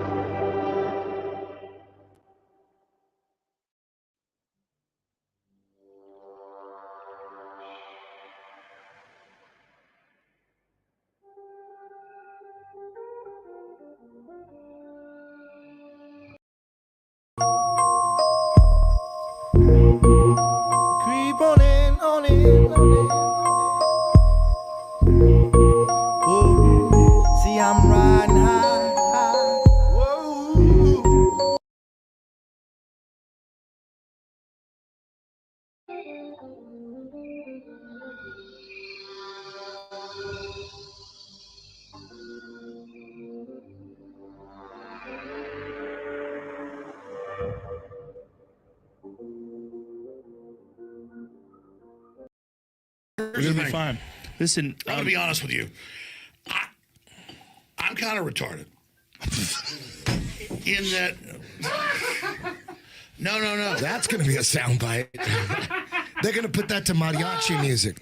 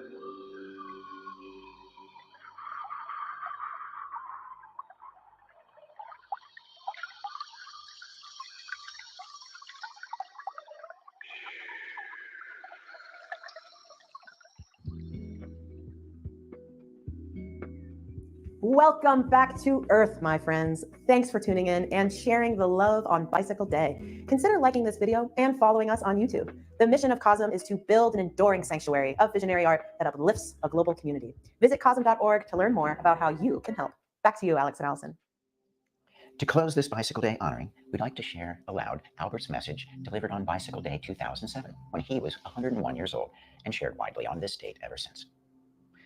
Alienation from nature and the loss of the experience of being part of the living creation is the greatest tragedy of our materialistic era.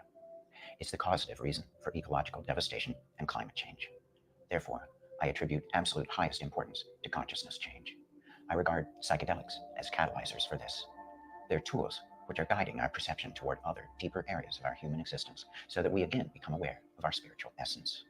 Psychedelic experiences in a safe setting can help our consciousness open up to the sensation of connection and of being one with nature. LSD and related substances are not drugs in the usual sense, but are part of the sacred substances which have been used for thousands of years in ritual settings. The classic psychedelics like LSD, psilocybin, and mescaline are characterized by the fact that they are neither toxic nor addictive. It is my great concern to separate psychedelics from the ongoing debates about drugs and to highlight the potential inherent in these substances for self-awareness, as an adjunct in therapy and for fundamental research into the human mind. It is my wish that modern LUNACY will emerge, in which seeking humans can learn to have transcendent experiences with sacred substances in a safe setting. I'm convinced that these soul-opening, mind-revealing substances will find their appropriate place in our society and our culture. Dr. Albert Hoffman, April 19, 2007. May any merit generated by this discussion be offered to the benefit and liberation of all beings. Happy Bicycle Day!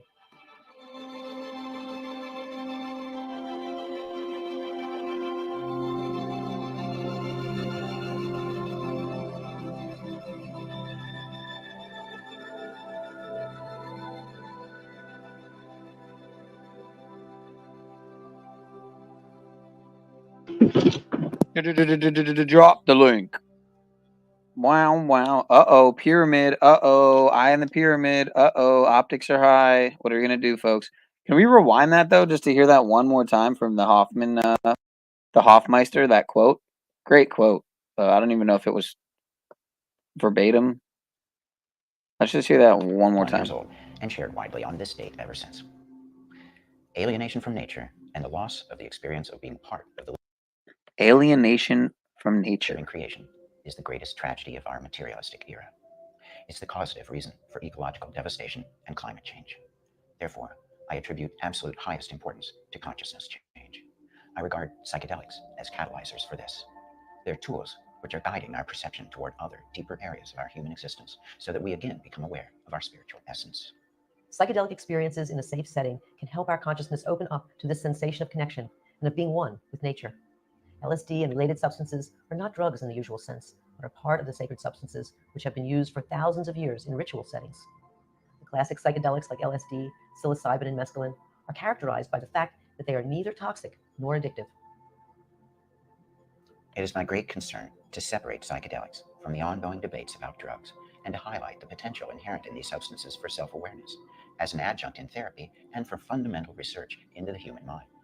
It is my wish that modern Eleusis will emerge, in which seeking humans can learn to have transcendent experiences with sacred substances in a safe setting. I'm convinced that these soul-opening, mind-revealing substances will find their appropriate place in our society and our culture. Dr. Albert Hoffman, April 19, 2007. Well, I think they definitely did, in more ways than one. All right, we got a clip here. Yeah, Dick, I played a couple clips that elucidated on that. Alluded to and elucidated. Let me see where. I was actually going to put elucidate in the title because I noticed you can make it kind of have the LSD. Well, no, you can't actually. LCD. I'd have to misspell it to make it have LSD, but elucidated LSD, something like that. What was I looking for? All right, that's right here. Your clip. Your clip. That's CLIP, not T, folks. Oh no, what is this? Welcome. Oh, no. Don't be alarmed. You may not know where you are. Super Mario 64 is a Freemasonic Illuminous digital ritual. No. This is going to blow my high, man. I want to play my Mario Brothers in peace, brothers and sisters. Well, I got a new channel to subscribe to, I guess.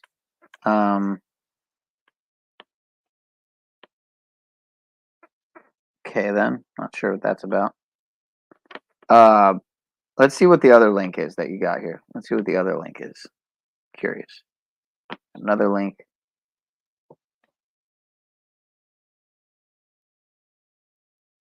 Holy shit, this one's almost 2 hours. Navigating the Matrix. So, Oh yeah, D. Murphy. Why am I up so late? Like why? Like I'm flow stating it right now. What's wrong with me? All right, we'll watch some of the first one because this one's almost 2 hours. So we'll watch a few minutes at least of Super Mario Brothers being a Masonic digital optics high meta ritual. Where did it go? It's no longer in the playlist? The fuck happened? Is it real?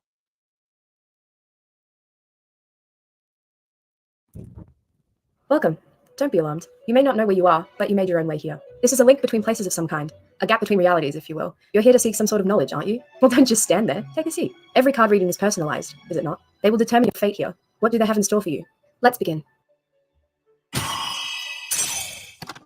The High Priestess, upright. You seek Analog sacred horror, knowledge. as defined Her by ability to travel between realms is will a show you horror the web specific original influence. subgenre of found footage.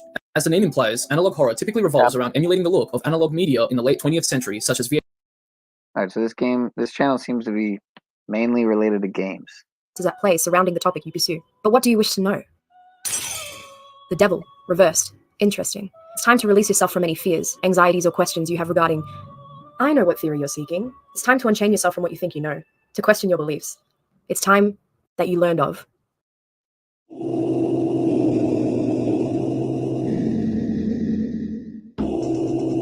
So, Mario 64. This is so trolly. Illuminist digital ritual. Alright, we'll entertain it for a couple minutes. So, Mario 64 This game is theorized to hold a lot of Freemasonic, Illuminist, religious, and occult imagery, which is all the same or intertwined depending on who you ask. This theory stems from Owen Broadcast on Twitter, so if you're into all of this, check him out. Links in description. Anyway, the game opens up with a message from Peach to Mario, asking him to come to the castle for some cake. We find Lakitu, our cameraman, at the front of the castle. I'll talk about him later, but for now, just remember that he's keeping an eye on you, recording you as you play. Once inside the castle, Bowser says no one is home, and for Mario to scram. Mario has entered the Masonic Hall, and now it's up to you to decide on if you want to stay to start the initiation, or if you want to leave. Let's take a look at some of the symbols we can see here. The world of polarized opposites design for the tiles can be found in Masonic halls, a good versus evil design inspired by King Solomon's temple in the Bible. It's also symbolic of duality, like a yin-yang, and the sun disk seen on the floor can also be found on the ceilings of halls. The red carpet refers to the royal arc masonry, as the color red is emblematic of zeal, which is great energy or enthusiasm in pursuit of a cause or an object. Mario, full of energy and ready to take on his objective, begins his initiation. There are 3 layers to this hall, but do we even play as Mario?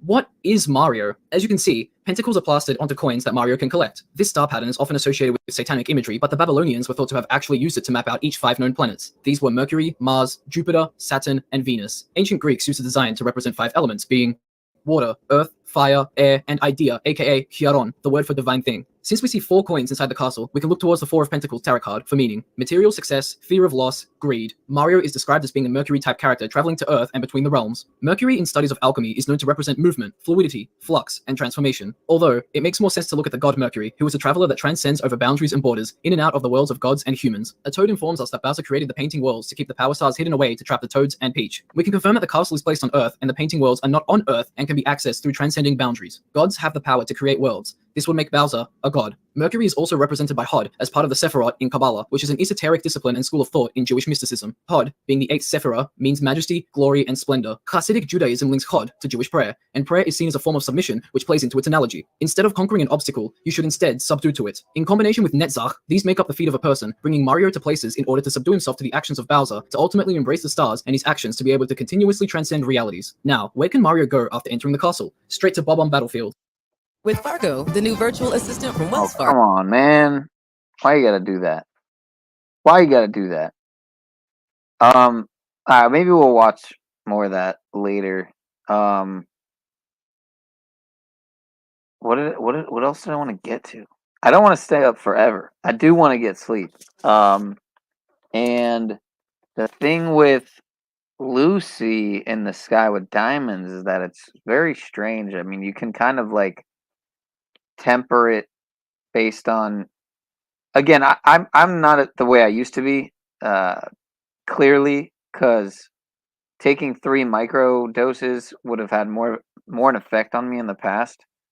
Then again, I've been pretty retarded today, so the never-ending trip. Let's see if I hope I'll never get into the never-ending trip here. I'm curious to check this out.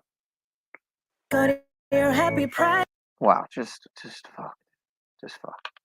I'd actually rather watch one of the videos from this channel of them going to festivals. I haven't watched one of them in a while, and they have some pretty fucking hilarious videos at festivals. Insane. Can you get permanent damage from using psychedelics? That is the question that so many people want to know. Alongside, can you go permanently insane? Can you get schizophrenia from them? But basically, people want to know if they can you turn out like pineal power, penile, psychedelics can damage them, etc.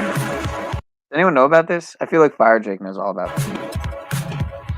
Today I feel like I know all about this. We're going to talk about HPPD, hallucination persisting perception disorder, and it's exactly what it sounds like. This is not to be confused with HPV. Basically like real flashbacks. Flashbacks are a myth, but it's like HPV for trippy psychonauts. HPPD is a very real thing that happens. Now, before I explain how to acquire HPPD, let's talk about what the effects are. Basically, the most common thing you're going to see is visual snow. That means that when you look at things, it's kind of like a static grainy effect is being applied all the time. That's the number one. Instead of herpes, it's trippies. Effect. Following this, you're going to see things like after images, like you might see some tracers when things are moving. Colors are going to be more vivid. Another common one is people seeing things in the corner of their eyes that aren't there. I just get that all the time when I'm sober. Maybe I have HPPD. No, actually, I don't. A lot of people have asked me, Adam, do you have HPPD? Because as you guys know, I've had a lot of psychedelic experiences, and it seems to target only certain individuals, and it seems to be more prevalent on certain compounds. Now, the good news with HPPD is it's usually not permanent.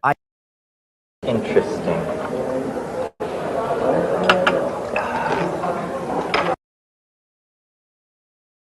I actually have not found a case where someone said it lasted forever, but it can last up to 1, maybe even 2 years. In most instances, though, it might be gone after a few days, maybe a week, maybe a month. It's really hard to say, and it depends on all the factors I'm going to touch on now. There are certain compounds, and of course, certain dose ratios that are going to induce HPPD more likely than others, but I would like to preface this by saying those who are predisposed to HPPD are the only ones who are going to get this. Not everybody gets this. The scary part is you don't know if you're going to get this until you trip. There's, as far as I know, no test, no questionnaire, no blood work to find out if you're predisposed to HPPD, not yet at least. But for those of you who would like to just err on the side of caution and avoid certain compounds or doses, let's get into it. Now, it seems to be more prevalent with things like NBOMEs, which everyone always says to avoid anyway. This is imposter LSD. So as long as you're testing your tabs with a good old Ehrlich reagent to make sure you've got an indole alkaloid, then you're less likely to get HPPD. Now, of course, the dose does make the poison here. Higher doses of N-bombs are going to induce HPPD more often. Now, that's not to say that LSD can't induce it. People, more often than not, will actually have HPPD from acid over shrooms. At least that's what my research suggests. I could be wrong on this. This is just what I've learned. Shrooms and ayahuasca seem to be extremely, extremely unlikely to cause HPPD, even in big doses from what I've seen. Of course, there are people who have gotten it from shrooms, so I don't want to say that it's impossible to get it from shrooms, but it seems to be more common with synthetic compounds. So things like 2CB, 2CI, 2CE, phenethylamines. I don't know about mescaline per se, but definitely the mescaline analogs like allyl escalin, escalin, proscaline, methylescalin, all of those guys are probably going to induce it. 5 hours later. There are quite actually thousands of psychedelics, so it would make no sense for me to sit here and list all of them off. But I will say that it's more likely to happen with bigger doses versus smaller doses. No shit, right? I mean, that's just kind of obvious. Of course, this helps my mission of harm reduction here, because now if you're afraid of HPPD, you're more likely to take a modest dose and you're less likely to be risky. Now, another factor involved in acquiring HPPD is if you trip frequently. So yay, more points for harm reduction. Don't trip too often. It seems to happen to people who have, say, I don't know, 2 or 3 psychedelic trips in a row. Like say they're at a festival and they're trying to milk the most that they can out of it while sacrificing their body in the process. They're more likely to end up with the dreaded visual snow. Now, I do want to point out, for some people, they see it as a benefit. It's not necessarily a negative. I mean, permanently having, well, not permanently, but for a long period of time, having colors more vivid, that is actually one of the effects that I've gotten. But I've never in my head thought, oh, I have HPPD. I just saw it as like a really cool side effect from tripping, as things were more vivid. The only effect that I've actually gotten is one that I haven't touched on yet, and that's lights at night. When I'm, say, driving at night, the lights feel so much brighter and more distracting, which is definitely a dangerous thing. So look out for that one too. But that could just be now my perception of colors is heightened, so lights are obviously heightened. I don't know if that's necessarily a negative, because it's not like it's overly distracting. It's just something that I've noticed. Now, those of you who have HPPD that are looking to cure it, well, I've got news for you. You just gotta wait.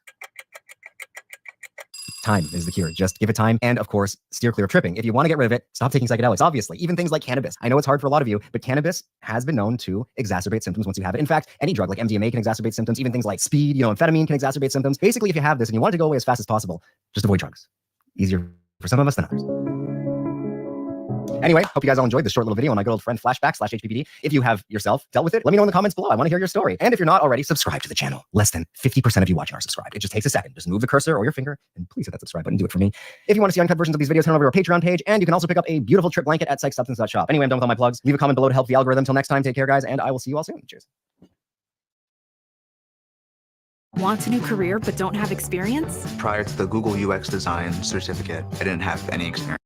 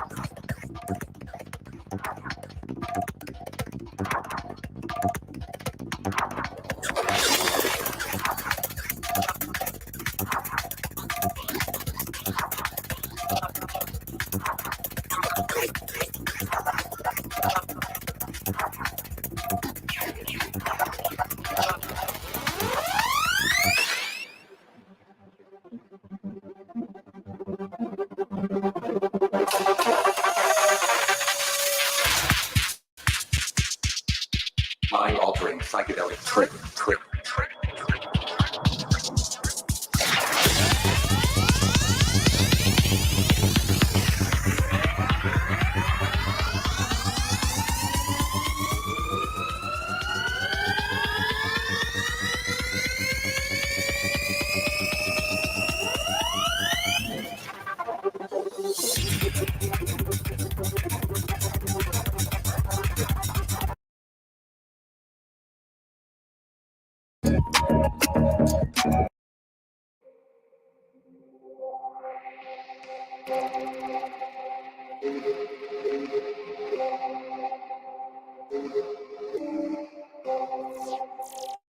You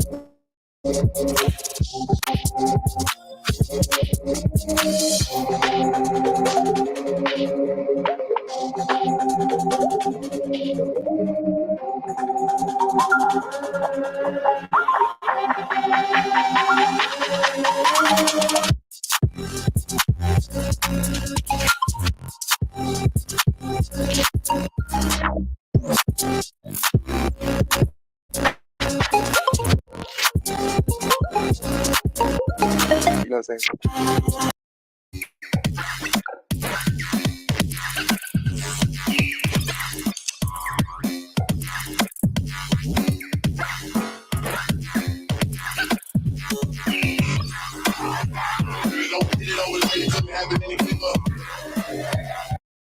This video will tell the epic tale of how a young chemist from Switzerland accidentally created and tested the psychedelic compound LSD on himself during the darkest days of the Second World War, and how this very substance played a major role in sparking multiple cultural movements in the following century.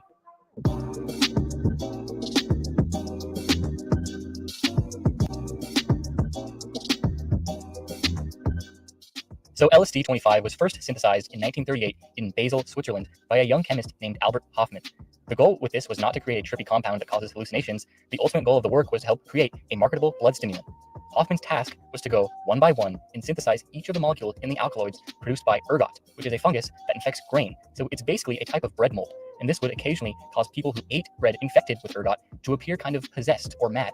And there's actually a theory about the Salem witch trials that contributes ergot poisoning to the witch-like behavior many women were accused of. So Hofmann went along doing his work, synthesizing the molecules in the ergot compound. What the science is showing us is the universe appears to be alive, it appears to be conscious. Near-death experiences are some of the strongest evidence we have that there is life after death. Peer-reviewed research shows that human consciousness can affect physical matter. One by one, testing them and not getting much results. In the 25th molecule of this series, Hofmann synthesized lysergic acid dithalamide, thus the name LSD-25. The testing he performed on animals showed no promise whatsoever. Virtually all the substance did was make the animals uneasy and tense. So the molecule was scrapped, never to be thought about again. However, 5 years later, in 1943, Hofmann decided to give his compound a second look. Typically, when a compound is discarded, it's gone for good. But something about the chemical structure intrigued him, and he thought LSD-25 could have properties other than what was witnessed in the original tests. So when Hofmann was synthesizing LSD for the second time, some of the substance somehow got absorbed through his skin, as he became interrupted from his work by unusual sensations. It was likely just a minuscule amount of LSD that made its way into Hofmann's system, as he was able to carry on with his day and get home properly.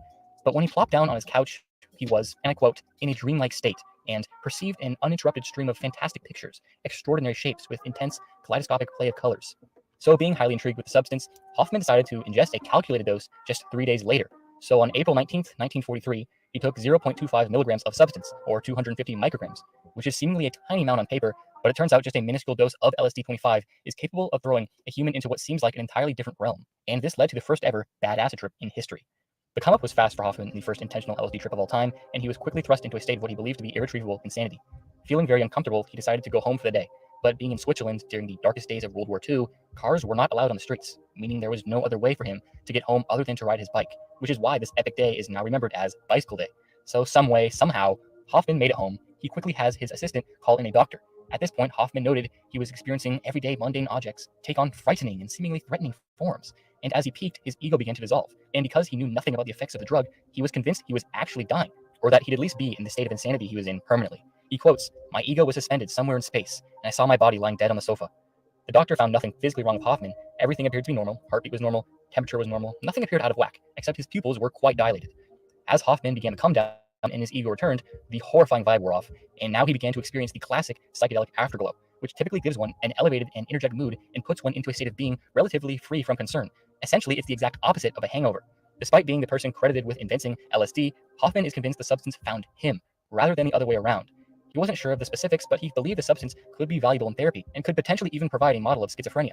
But the connotations the drug ended up having in society was far different from what he had envisioned.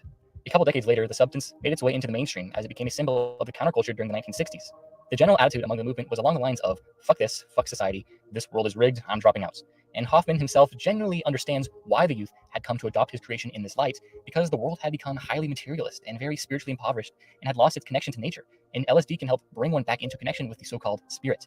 Eventually, the counterculture died down, and LSD became illegal and was federally listed as a Schedule I drug in the United States, meaning the substance is highly addictive, has a high potential for abuse, and serves no medicinal or therapeutic benefit. But anybody who has ever taken the substance knows that in no way, shape, or form does it fit this description. After the banning of LSD, the war on drugs era soon began in the United States, and LSD use quickly began to get massively looked down upon. However, in the 21st century, and with the emergence of modern social platforms such as YouTube, podcasts, Instagram, and Twitter, a gradual shift has been taking place regarding society's attitudes towards psychedelics. There seems to be an increase of people who are becoming aware of the benefits of these substances and are using them for personal development, whether that be through spiritual and consciousness development that can be achieved through tripping, or through productivity and mood enhancement that can be achieved through microdosing. The overall thought process that dominated the war on drugs era, which says all drugs are bad and that they should never be done, appears to be dwindling, and people are gradually waking up to the value of substances that had been previously demonized. So even today, nearly a century later, thousands of psychedelic advocates worldwide celebrate Bicycle Day each year on April 19th as a way to commemorate the existence of LSD. Personally, I think it's an amazing substance when used properly, and it's played a huge role in improving my life. In terms of everyday life, it's turned me into a much more open-minded individual, which has made me more empathetic and understanding of people who share different worldviews and values. That's just a part of it, though, and you'll have to watch my other videos to get further details. But anyway, guys, have a blessed and safe Bicycle Day. One more note, guys, I recently just launched a Discord community for this YouTube channel. It's not popping yet, but if you're interested in talking about psychedelics and trying to answer life's deepest questions, consider joining. Link will be in the description. Have a great day, guys, and peace.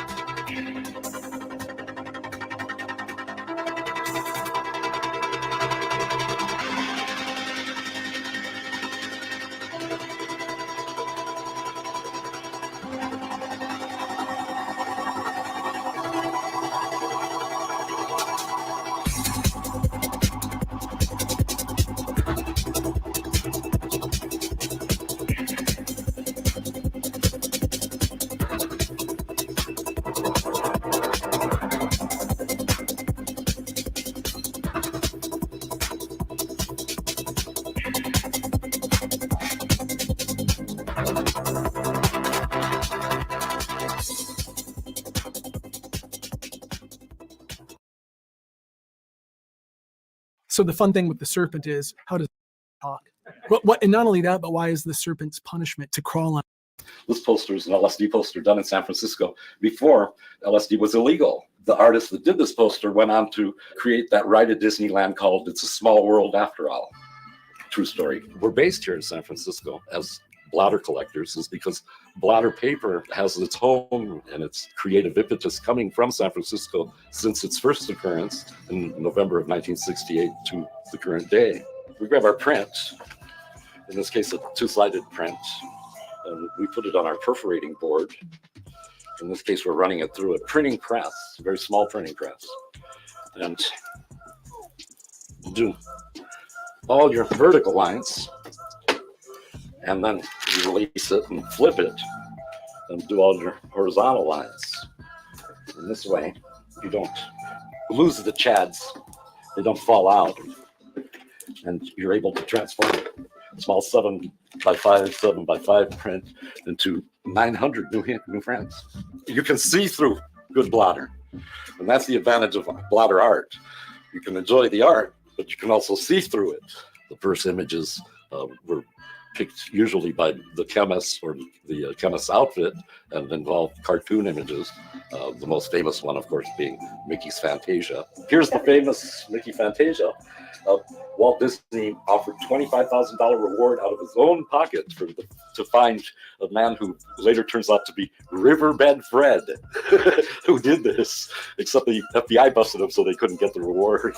So Disney wasn't looking for any trademark infringement or repercussions, he just wanted the piece for his collection? No, he wanted to catch that guy and put him in prison that had used Mickey on LSD. A lot of cartoon imagery followed, but also other types of imagery, some of them religious-based, some of them humor-based, and some of them just logo-based. I have many Happy 420, friend. Legalized LSD, but one of them is not the Drug Enforcement Agency of the United States. To me, the most powerful drug on the planet. This guy's probably done a little bit too much LSD, if I can say so myself, and maybe eaten too many.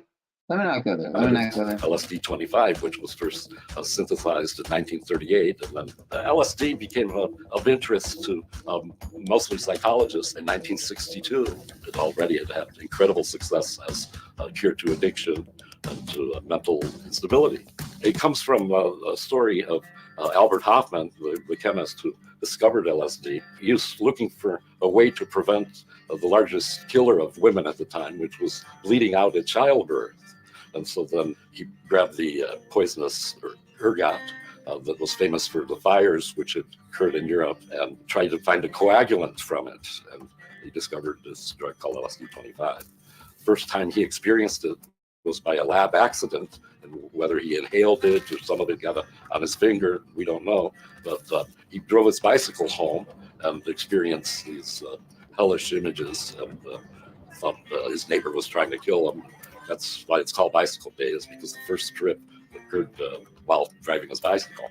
My background is I was a pre-med student until December 9th, 1971, where I had the death rebirth experience on a type of LSD called Orange Sunshine. I fell out of a window to my death, and I was able to come back to life. I know because of being on LSD 25. That extremely mystical experience took a long, long time to integrate. And when I was able to do that, I decided to collect LSD as a way of thanking it for saving my life. My collection was basically started by me purchasing small examples of LSD on paper, and then it slowly grew into me collecting the entire sheets of blotter paper before they got dipped in LSD. And although I've been very, very careful to avoid the criminal side of blotter paper, I'm accused of conspiracy to manufacture and distribute LSD twice by the American Drug Enforcement Agency. Being acquitted twice, I gained a reputation as being the guy that was involved with LSD but had no criminal activity, as proved in open court. The way I've gotten away with the collection is by bringing the collection to light, and also by framing it. I've made it possible for the LSD to start becoming neutralized, an effect that occurs when exposed to oxygen and ultraviolet light. And so simply by framing them and putting them up on the wall, I've guaranteed that they become a non-hallucinogenic drug called iso-LSD in its transformative phase. I've kept the numbers and the evidence tags on there. And it's the numbers put on by the FBI and then the evidence tag. But the first number is number 1 up there. And it looks like a mandana, but it's the seal of the FBI. They closed off my street and brought something I always wanted to see, which is the lab Hummer, a lab in a Hummer. And they closed off the street and brought the lab Hummer in, and then all the prints went from the wall to the lab Hummer and in evidence. 9/11 had happened. And I said, aren't you guys glad you spent all that time on me instead of 9/11? Let's stop destruction. And that's why all the LSD advocates think that everybody should try LSD that wants to vote. The reason why I'm an LSD advocate is because LSD not only has taught me how to see, but also has taught me how to understand the beautiful, fantastic, elaborate detail of being alive. And all the fantastic forms and colors only make sense when they have meaning. And the LSD was the substance that explained life to me in a meaningful way. To fathom hell or soar angelic, take a pinch of psychedelic. That angle was fucked.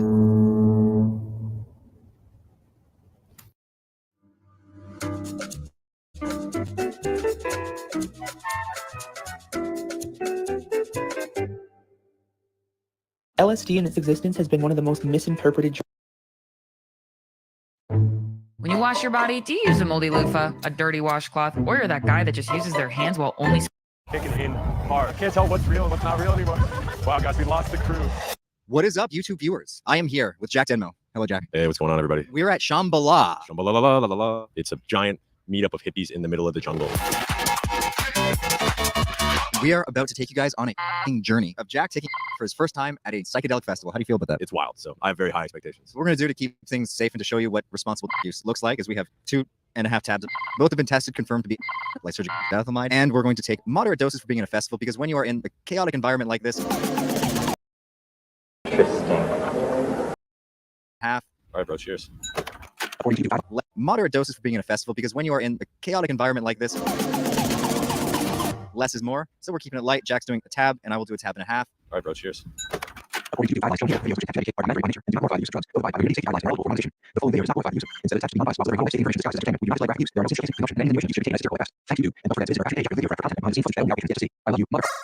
And now we wait. So it'll start taking effect anywhere from 20 to 40 minutes. And again, because of the environment, these tabs will probably be a lot more intense than if we were just in my studio. So you guys are in for a ride. We're in for a ride. Hopefully we can just take you on this adventure. And there's been a new development. We have just learned that Blake, Jack's cameraman, would like to join us. Well, when in Rome. All right, down the hatch. It's my creative director, and in order for it to make sense, how we're feeling, he has to kind of know what we're going through. It's for the art.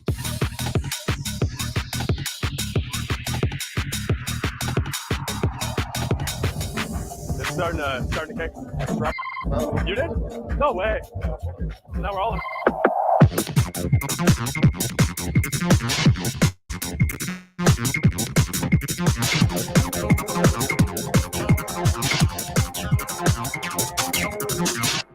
This is an epic spot, dude. Yo, John, this could be where we do a pano too.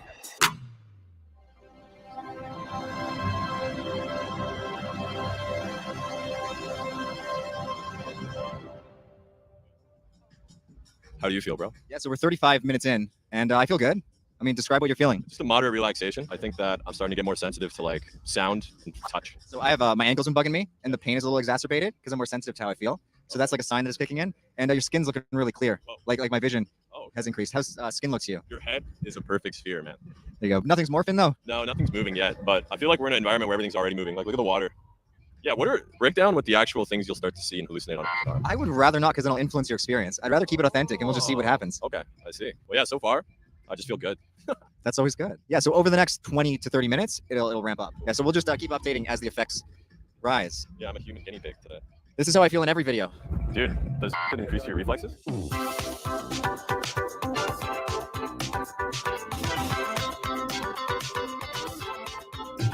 Hey, is it fun to throw a ball? I don't know. No, it's not. Shall we continue? Look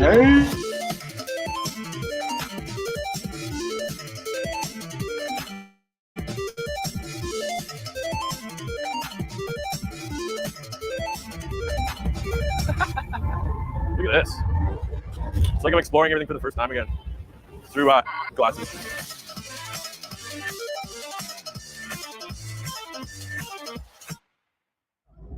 Dude, might just be me, but this kind of looks like a face. You see that? That is a face. Yeah, dude, this is kind of cool. Indian, totem face. Found like one of those Easter Island totem heads. But yeah, I still feel a nice calm sensation. Everything's much more sensitive. Like the water feels different, man. Do you know where else the water feels different? In your own plot of land in Scotland. Huge thank you to our sponsor, Established Titles. Established Titles allows you to buy at least 1 square foot of land in Edelston, Scotland. And according to Scottish custom, as a landowner, you can refer to yourself as a laird, lord, or lady. In fact, they will send you an official certificate with a crest. Is this real?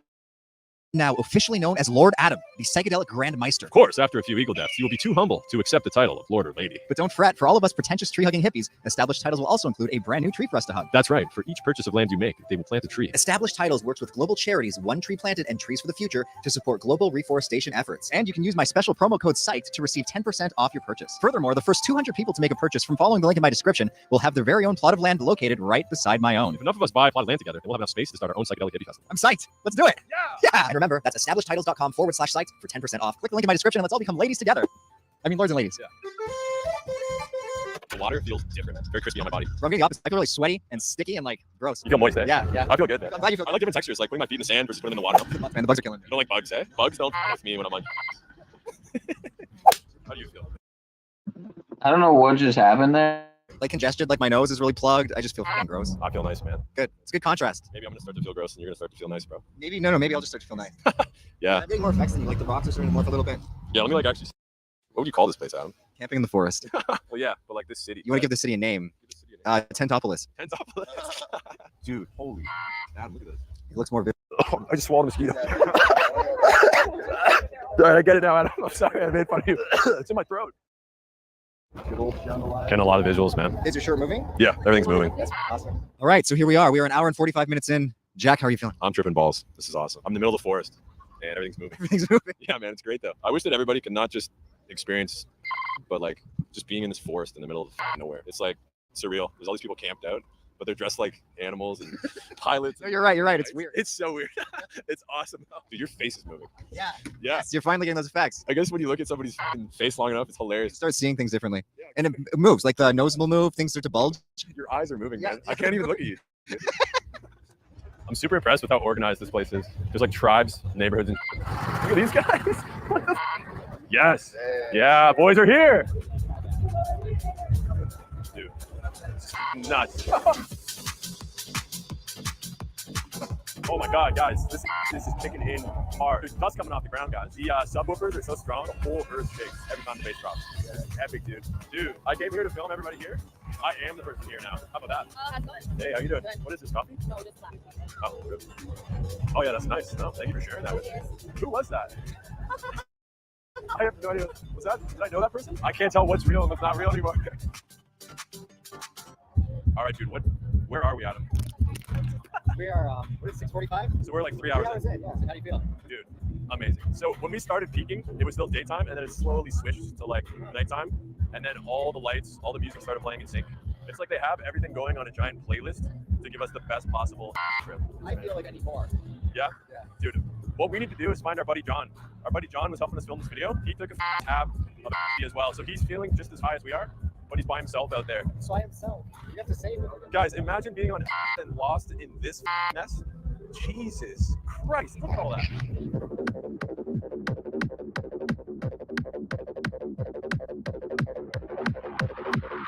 No cell service out here. How do I even call somebody on here? I've never done it, so I don't know. Okay, I think I hit this button. Yeah, I don't think it's gonna work, man. Okay, so it's 3 hours in. 3 hours in. We lost John. We lost John. So John hasn't done it in 4 years.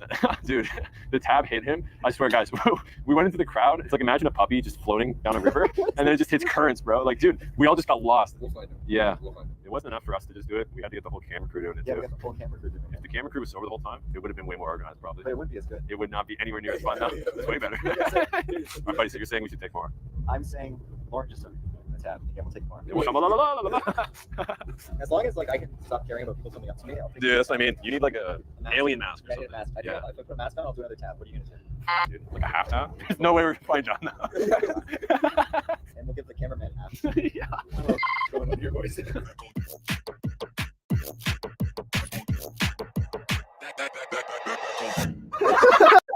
See, it's like I've done so much LSD in reality in my time, right? Even though this was allegedly was the first time I've done it in a long time, a fucking year or two. You know, I probably didn't even need to do the 3 micro doses. I probably could have just settled with like 2, but I wasn't really even feeling anything after 1, barely after 2.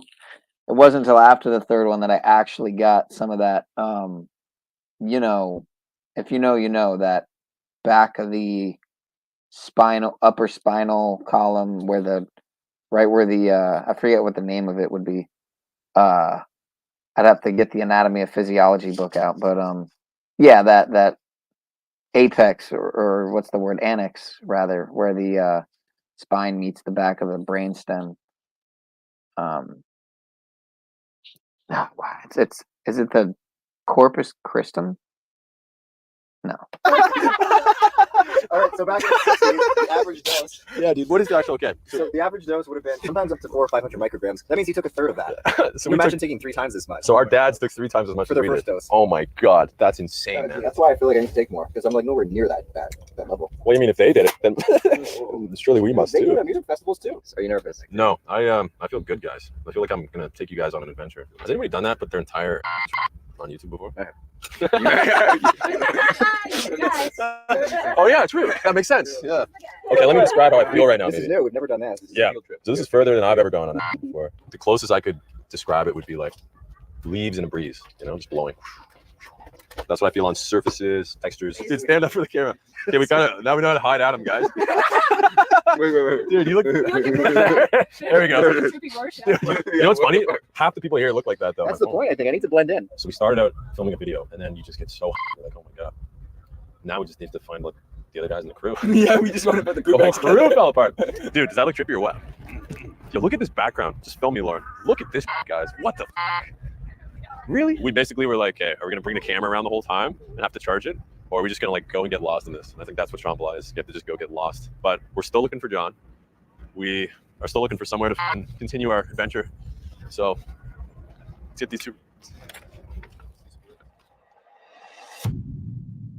All right, guys, so it is the morning after doing it for the first time at Shambhala. Last night was an absolute masterpiece. It was, it was really good in theory. It started out very slow, and then it started to peak as we went into the crowd. It all worked out, though. It worked out great. I couldn't even tell that he was as high as he was. You held yourself together really well. I felt like an alien on a different planet. I was going backstage everywhere because I have like this artist pass, and I'm not used to the rave culture at all. So like, you got some people that are on uppers, then you have a bunch of people on downers. It was like speaking a different language. So how do you feel today, though? Like the day after, are you good? Do you have any come down feelings? Yeah, no come down feelings. But I only slept for like 3 hours, man. I was tripping until like 5 a.m. Yeah. The subwoofers here, they have like a 1 kilometer radius, so you can't sleep. You just vibrate. But yeah, it was great, man. It's a lot of fun. Yeah, me too. I'm excited to go home. Guys, be sure to check out Adam's channel, Psych Substance. He does videos like this all the time where he just does with people from an educational point of view. And I'm a rave baby. So thanks for watching, guys. Peace. Cheers.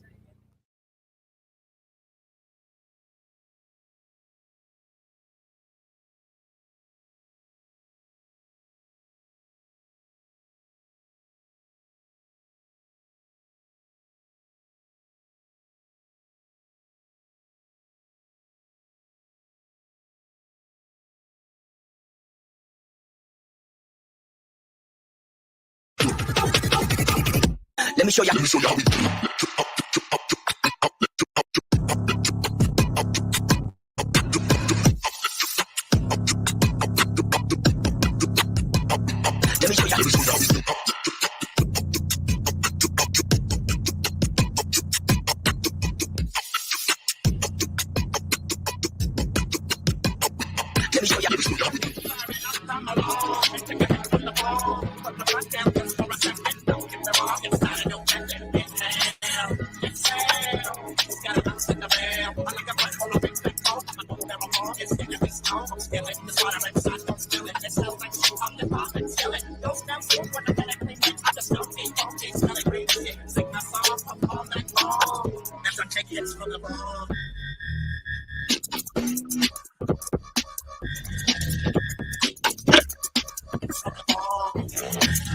All right, should we entertain this? What do you guys think? I'm gonna see what's open because we got Machine Lies, Mitchell. We got some people collected together. Let's see what's going on over here. Never compare yourself to another living being because your experiences are unique and completely different. So And you you can deal never, with everything. yeah. It's a start, right? That's a great start. But And then there's always going to be a winner and a loser, and who needs but that? even knowing that, And, even knowing that, would I actually want to be able to do that? It's very difficult if you don't use any comparison. So Joseph, I am, man. Joseph Smith says, like, oh, well, quiet him. Because he's what they're talking about. I look Quiet gay him, as fuck. right? I'm wearing 3 hats, y'all. Yeah, It looks like a butt plug. You look like you've got a butt plug on. He's what they're talking about. Only Lindsay qualifies. The rest of you keep your buttholes away from me. You're going in head first. That was funny. I wanted to comment on two things Skeletor said, if I can, because I'm not sure if Goblin had something to say. Listen, my name's fucking Richie. No, my name's Richie. I'll put it myself. And I'm what all them black people are talking about. I am the Moorish. I am the Moorish. Moorish. Oh yeah, I have my right. Goblin. R-I-T-E right Goblin. on my wall. Goblin. I am a Goblin. Moorish. Goblin. Oh, it I'm pisses me a off. Moor. I know that my ancestry is being rewritten. Goblin. Goblin. Goblin. Goblin. I'll be Goblin. Well, yeah, the Moors. Every time his camera's so fucking blurred. Right, I was thinking, I think that streamer actually intentionally blurs his. Maybe. Side. Yeah, I seen that happen earlier. I was like, oh shit, it was like blocking it out or something. Yeah. Knows I am a Moorish. Go ahead. He's got the blur thing on him. Instead of green screen, he's got blur on him. Like I said that. but dude, you're never alone, mate. You're never alone. Hey, did you guys want to get real uncomfortable? No, yeah, now I know he's here with me. I know Father is here with me. And if he wasn't, I wouldn't be here right now. He's like, the fuck if I am. I'm at the titty bar. No, I'm at. But dude, you're never alone because you're always with, like, even when you're physically on your own. Not the same as human contact, bro. No, I know. Trust me, dude. I live in Tenerife on my own. There's other people around me, but there's no one that speaks English. No one speaks English. No, and I've got no friends left after COVID and everything. Everybody I knew is gone, and I'm left there. Slightly on my Todd, but I'm never on my Todd. Never. This guy. I always got this fucking inner dialogue going on, man. I can't shut it up. That's anxiety. I hear what you're saying. No, it's schizophrenia. I know y'all ain't gonna give up on me. My main supporter, as far as alcohol, is here right now on the panel. What the fuck? I know y'all ain't give up on me. Fuck point ain't too far. What the hell? Dude, I'm gonna bring it anyways. Be your own best friend, man. Be your own best friend. Be your own hero. Be your own guru. You all are some depressing losers. Chuck is my sponsor. Says the man with the butt plug on his head. Fucking A. Yeah, I was pissing dirty for those benzos for like 3 months. Damn. Oh, benzo. They put me on fluoxetine, which. Oh, are you drinking? Yeah. Oh, good golly. What are those? Antibiotic, isn't it? Oh, is it an Fluoxetine is antibiotic? antidepressant. I did too. Yeah. It's an That's way too much internet. Shouldn't be drinking and taking notes. I think this is where I get at. Yeah, and my brain stopped. I'm sorry. I'll be right back. Okay, we'll see in a minute. Who's gonna answer the door when the ambulance gets here? I was just wondering if They let themselves in. Flo said. Right there. I was wondering, and I wanted to ask Mitchell, brother to brother. You ain't got no hard feelings with me, dude? Just leave this woman alone. No, not at all, man. No, I think you'd be good for her. You maybe could bring each other peace. I don't know what your situation is, but yeah, no, I got no problems You All right, give Mitch a couple of ribeyes and she's yours. Mitchell knows that I would show him love if he was ever in the Midwest. I bet you would. No, I got you. I'm not fit for that. We're that good. job. I'm not saying that that's going to go anywhere. I'm just saying in general, we're good, right? Oh yeah, for sure. All right. You just stole the love of his life. That's all. Well, I don't even have her. What do you mean? Maybe Flo could marry Mitch and Goblin. How's that work out? We need Uncle Fatty for that. He does the gay shit. Oh, we're gonna that's right. do a training wedding. Fuck, I'm down. What's up, Mitch? You game? I have no It doesn't matter. I mean, if you got to marry a dude, Mitch at least has nice hair. Yeah. Well, it's all day, bro. It's probably like the least gay option. Well, Flo, do you know Mitch's story? No. I just didn't I don't know what story you're thinking of when you ask me that, but I think so. He said something right. Never mind. That's my brother, and I just want to make sure we're good. Lindsay, show some oomph, power through. I wanted to know Mitch's story that he was talking about. He just said to someone on here, "You don't know my story. What is your story?" Did I say that? Yeah. I don't remember saying that. Yeah, you said that to Are Richie. you willing to sum up your story, like how you ended up where you are, like just choosing not to be taxed and to live freely and off the grid or whatever it is that you do in your car? Yeah, You're off grid. No, I'm on the internet, shit. So. No, well, no, yeah, but I mean, you're living in your van kind of thing. Yeah. Try to be self-sustainable, self-sufficient. You know. In the van. Correct. I have options. You got land. You got a van. I don't know what that means. It just means like a situation that happened, a straw that broke the camel's back, where you just finally said, you know, I'm out here. I'm out of this kind of life. I want a different kind of life. It could be a relationship. It could be a work situation or a situation with family where it was just. Well, you got why you live in the car because you're not O'Shea, right? So right. No, it's kind of a radical choice. It's not just something you make on a Tuesday on whim, right? Well, it was out of necessity. So I got approved for my first home loan when I was 19. I had a brand new truck paid for, 2 motorcycles paid for. I was pretty, I was pretty yeah. I had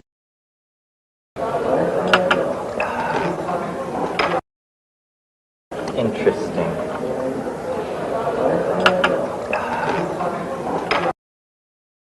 Here's the thing. Fine. Listen, I'm going to be honest with you. I'm kind of retarded.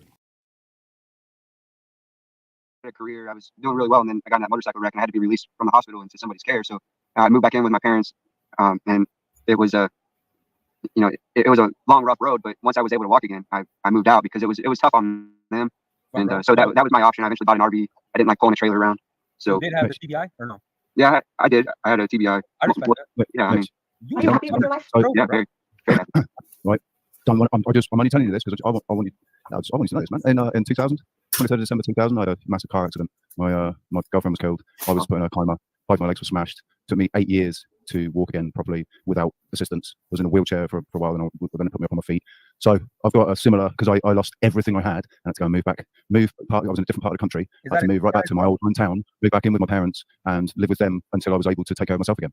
And yeah, it was a long, hard ride, and I was dealing with grief as well, because my girlfriend, I went to prison because I was responsible for the crash, so I went to prison for it. And it's similar in being destroyed, being physically almost killed because of a vehicle accident, an accident on the road, and then losing everything and having to go back to your parents, and then go from there, basically. And it's interesting because you've ended up where you are. I don't know how long ago it happened for you, but you've ended up where you are. I ended up moving to Portugal, and then I ended up on the streets in Portugal, and then I moved to Spain, and ended up on the streets of Spain, and then now I'm here in Tenerife, and I ended up on the fucking streets here in Tenerife because of COVID. Mm-hmm. And I would be living off grid if I could. I would be living in a van if I'd had any, if I got it together. When I was doing all right for myself the first 6 years here, I did really, really fucking well for myself. I was earning like £3-4 a month, but I was pissing all the money away, snorting out my fucking nose, basically, like for 6 years, just partying, not partying out, partying at home. But if I got it together and bought a van, I could be living off grid now, and I didn't do that. I wish I'd done it. Yeah, sorry, can I be very rude and interrupt? Fuck you. Okay. Do you know who I am, mate? Yeah, you know who I am. know who you are. Much love. I just wanted to get this out here real quick. All right, is that cool?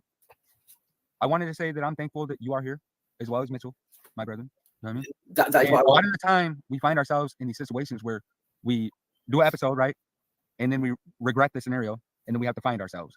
That's always the key at the end of the day. Like when you have an episode, you're like, okay, who am I? I just want to say that I'm thankful that you two are here. And that is what I wanted to say as well. Skeletor, you're an amazing, wonderful human being. That is what I wanted to say. You guys are so gay. Yeah, it took me. I don't know if he even remembers being on my channel, man. Did your personality change at all after that accident? Do people tell you that it has? Yeah. From what to what? Well, it's been you can't really label it because it's enough internet. It's just enough internet for me. I think is what it is. It's like it's too much. It's too much.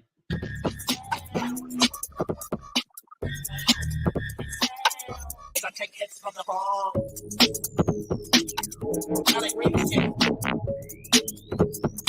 Sounds good when I get it. Just don't take smelling green shit. Don't take smelling green shit. From the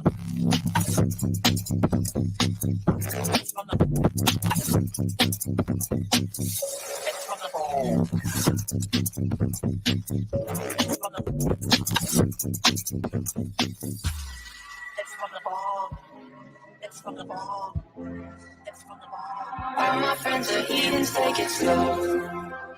Wait for them to ask you who you know. Please don't make any sudden moves. You don't know the half of the abuse. All my friends are heathens, take it slow. Wait for them to ask you who you know. Please don't make any sudden moves. You don't know the half of the abuse.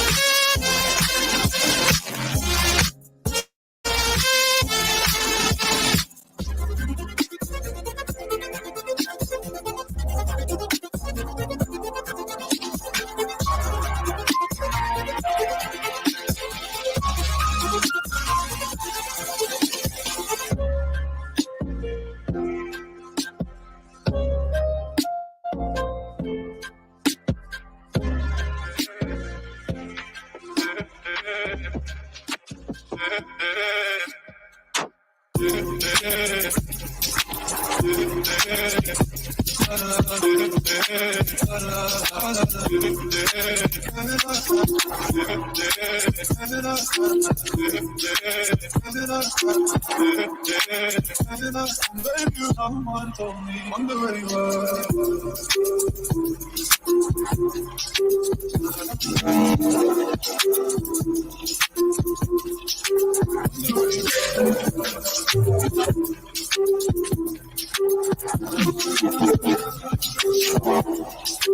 Someone told me, wonder where you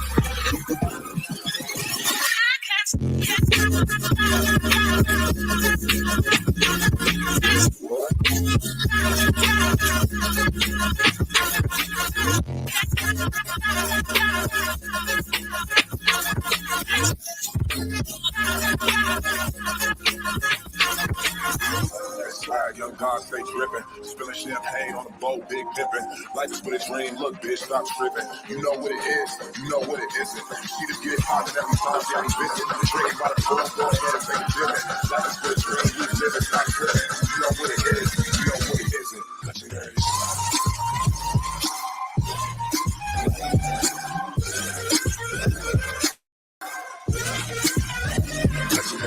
Young God, stay dripping.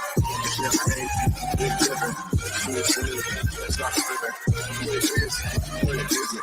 Yeah, she just so bad, make you take a second look. I fly for a week, she just come to fucking cook. And post by the pool with her feet up, read a book. I text her LA question, that was all it took. She clicks her heels 3 times, she'll be here by tonight. I text my travel agent, name and birthday, it's a flight. When we was broke, I used to tell my mom we'd be alright. I'ma work them long nights and never be a fly by night. I put my plans in motion, fly across the ocean. I pop for the flight so I can sleep and dream of motion. Then I'll be out in London, go with the street I goes in. Fuck that after party money, spent that on some clothing. And I'm not trying to flex on those who be hating. This for all my little friends, just some inspiration.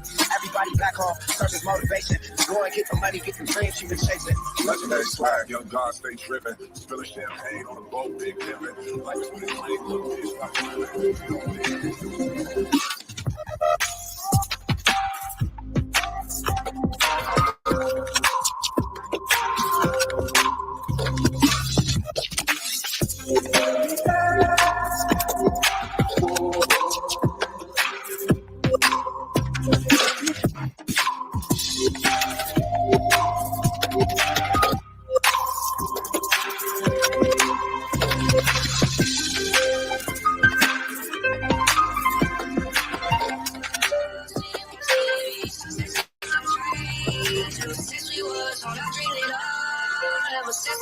They said I will be nothing. Now they always say congratulations.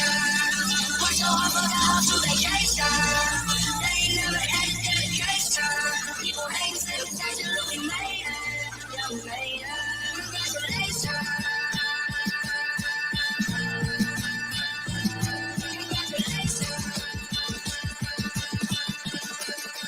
Now I can scream that we everywhere.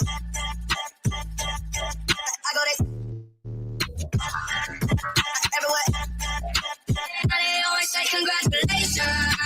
Worked so hard for the house to vacation. They ain't never had a dedication. People hate say we changed it, look, we made it. We made it. Congratulations.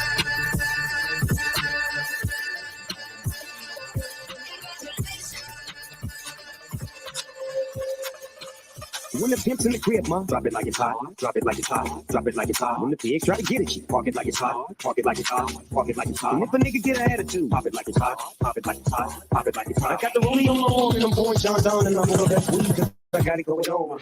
I'm a gangster, but y'all knew that. The big boss dog, yeah, I had to do that. I keep a blue flag hanging out my backside, but only on the left side. Yeah, that's the crib side. Ain't no other way to play the game the way I play. I cut so much you thought I was a DJ. 2, 1, yep, 3. FC, double low, P, go double G. I can't fake it, just break it. And when I take it, see, I specialize in making all the girls get naked. So bring your friends, all of y'all come and try. We got a world premiere right here, like get live. So don't change the diesel, turn it up a little. I got a living room full of fine dime bristles, waiting on the pistol, the diesel, and the shizzle. G's to the bizac, now ladies, you can kiss them. When the pimp's in the crib, ma, drop it like it's hot. Drop it like it's hot. Drop it like it's hot. When the pigs try to get at you, park it like it's hot. Park it like it's hot. Park it like it's hot. And if a nigga get an attitude, pop it like it's hot. Pop it like it's hot. Pop it like it's hot. I got the rollie on my arm and I'm pouring John Don and I'm over that weed cause I got it going on. Let me take you down, cause I'm living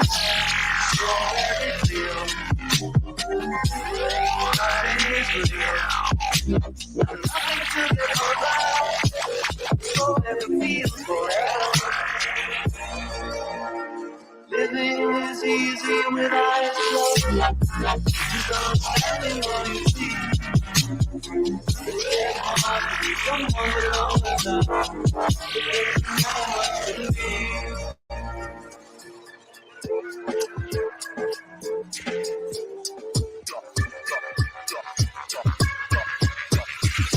Boy. Watch this.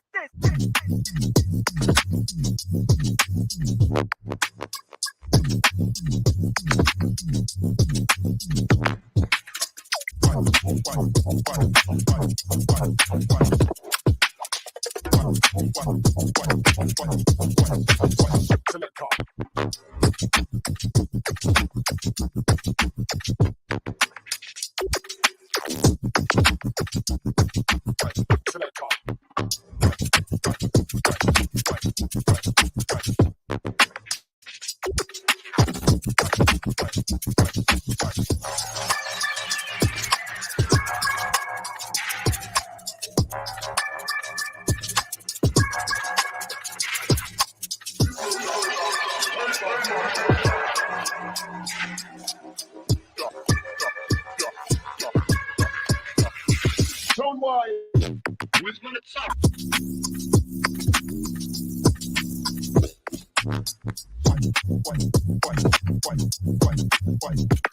You never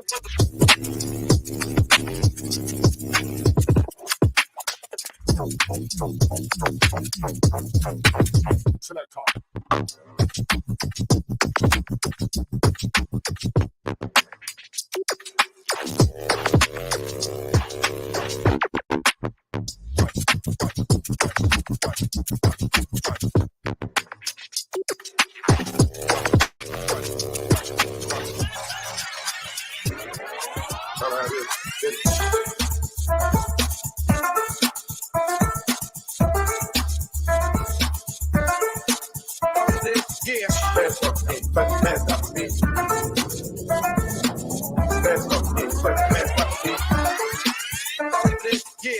I'm a living proof. I'm a living proof. That's the button. That's the button. I'm a living proof. That's the button. That's the button. Y'all ready for this? Allow me to reintroduce myself. My name is Ho, H to the O-B. I used to move snowflakes by the O-C. I guess even back then you could call me CEO of the R-O-C. H to the O-B. I used to move snowflakes by the O-C. H to the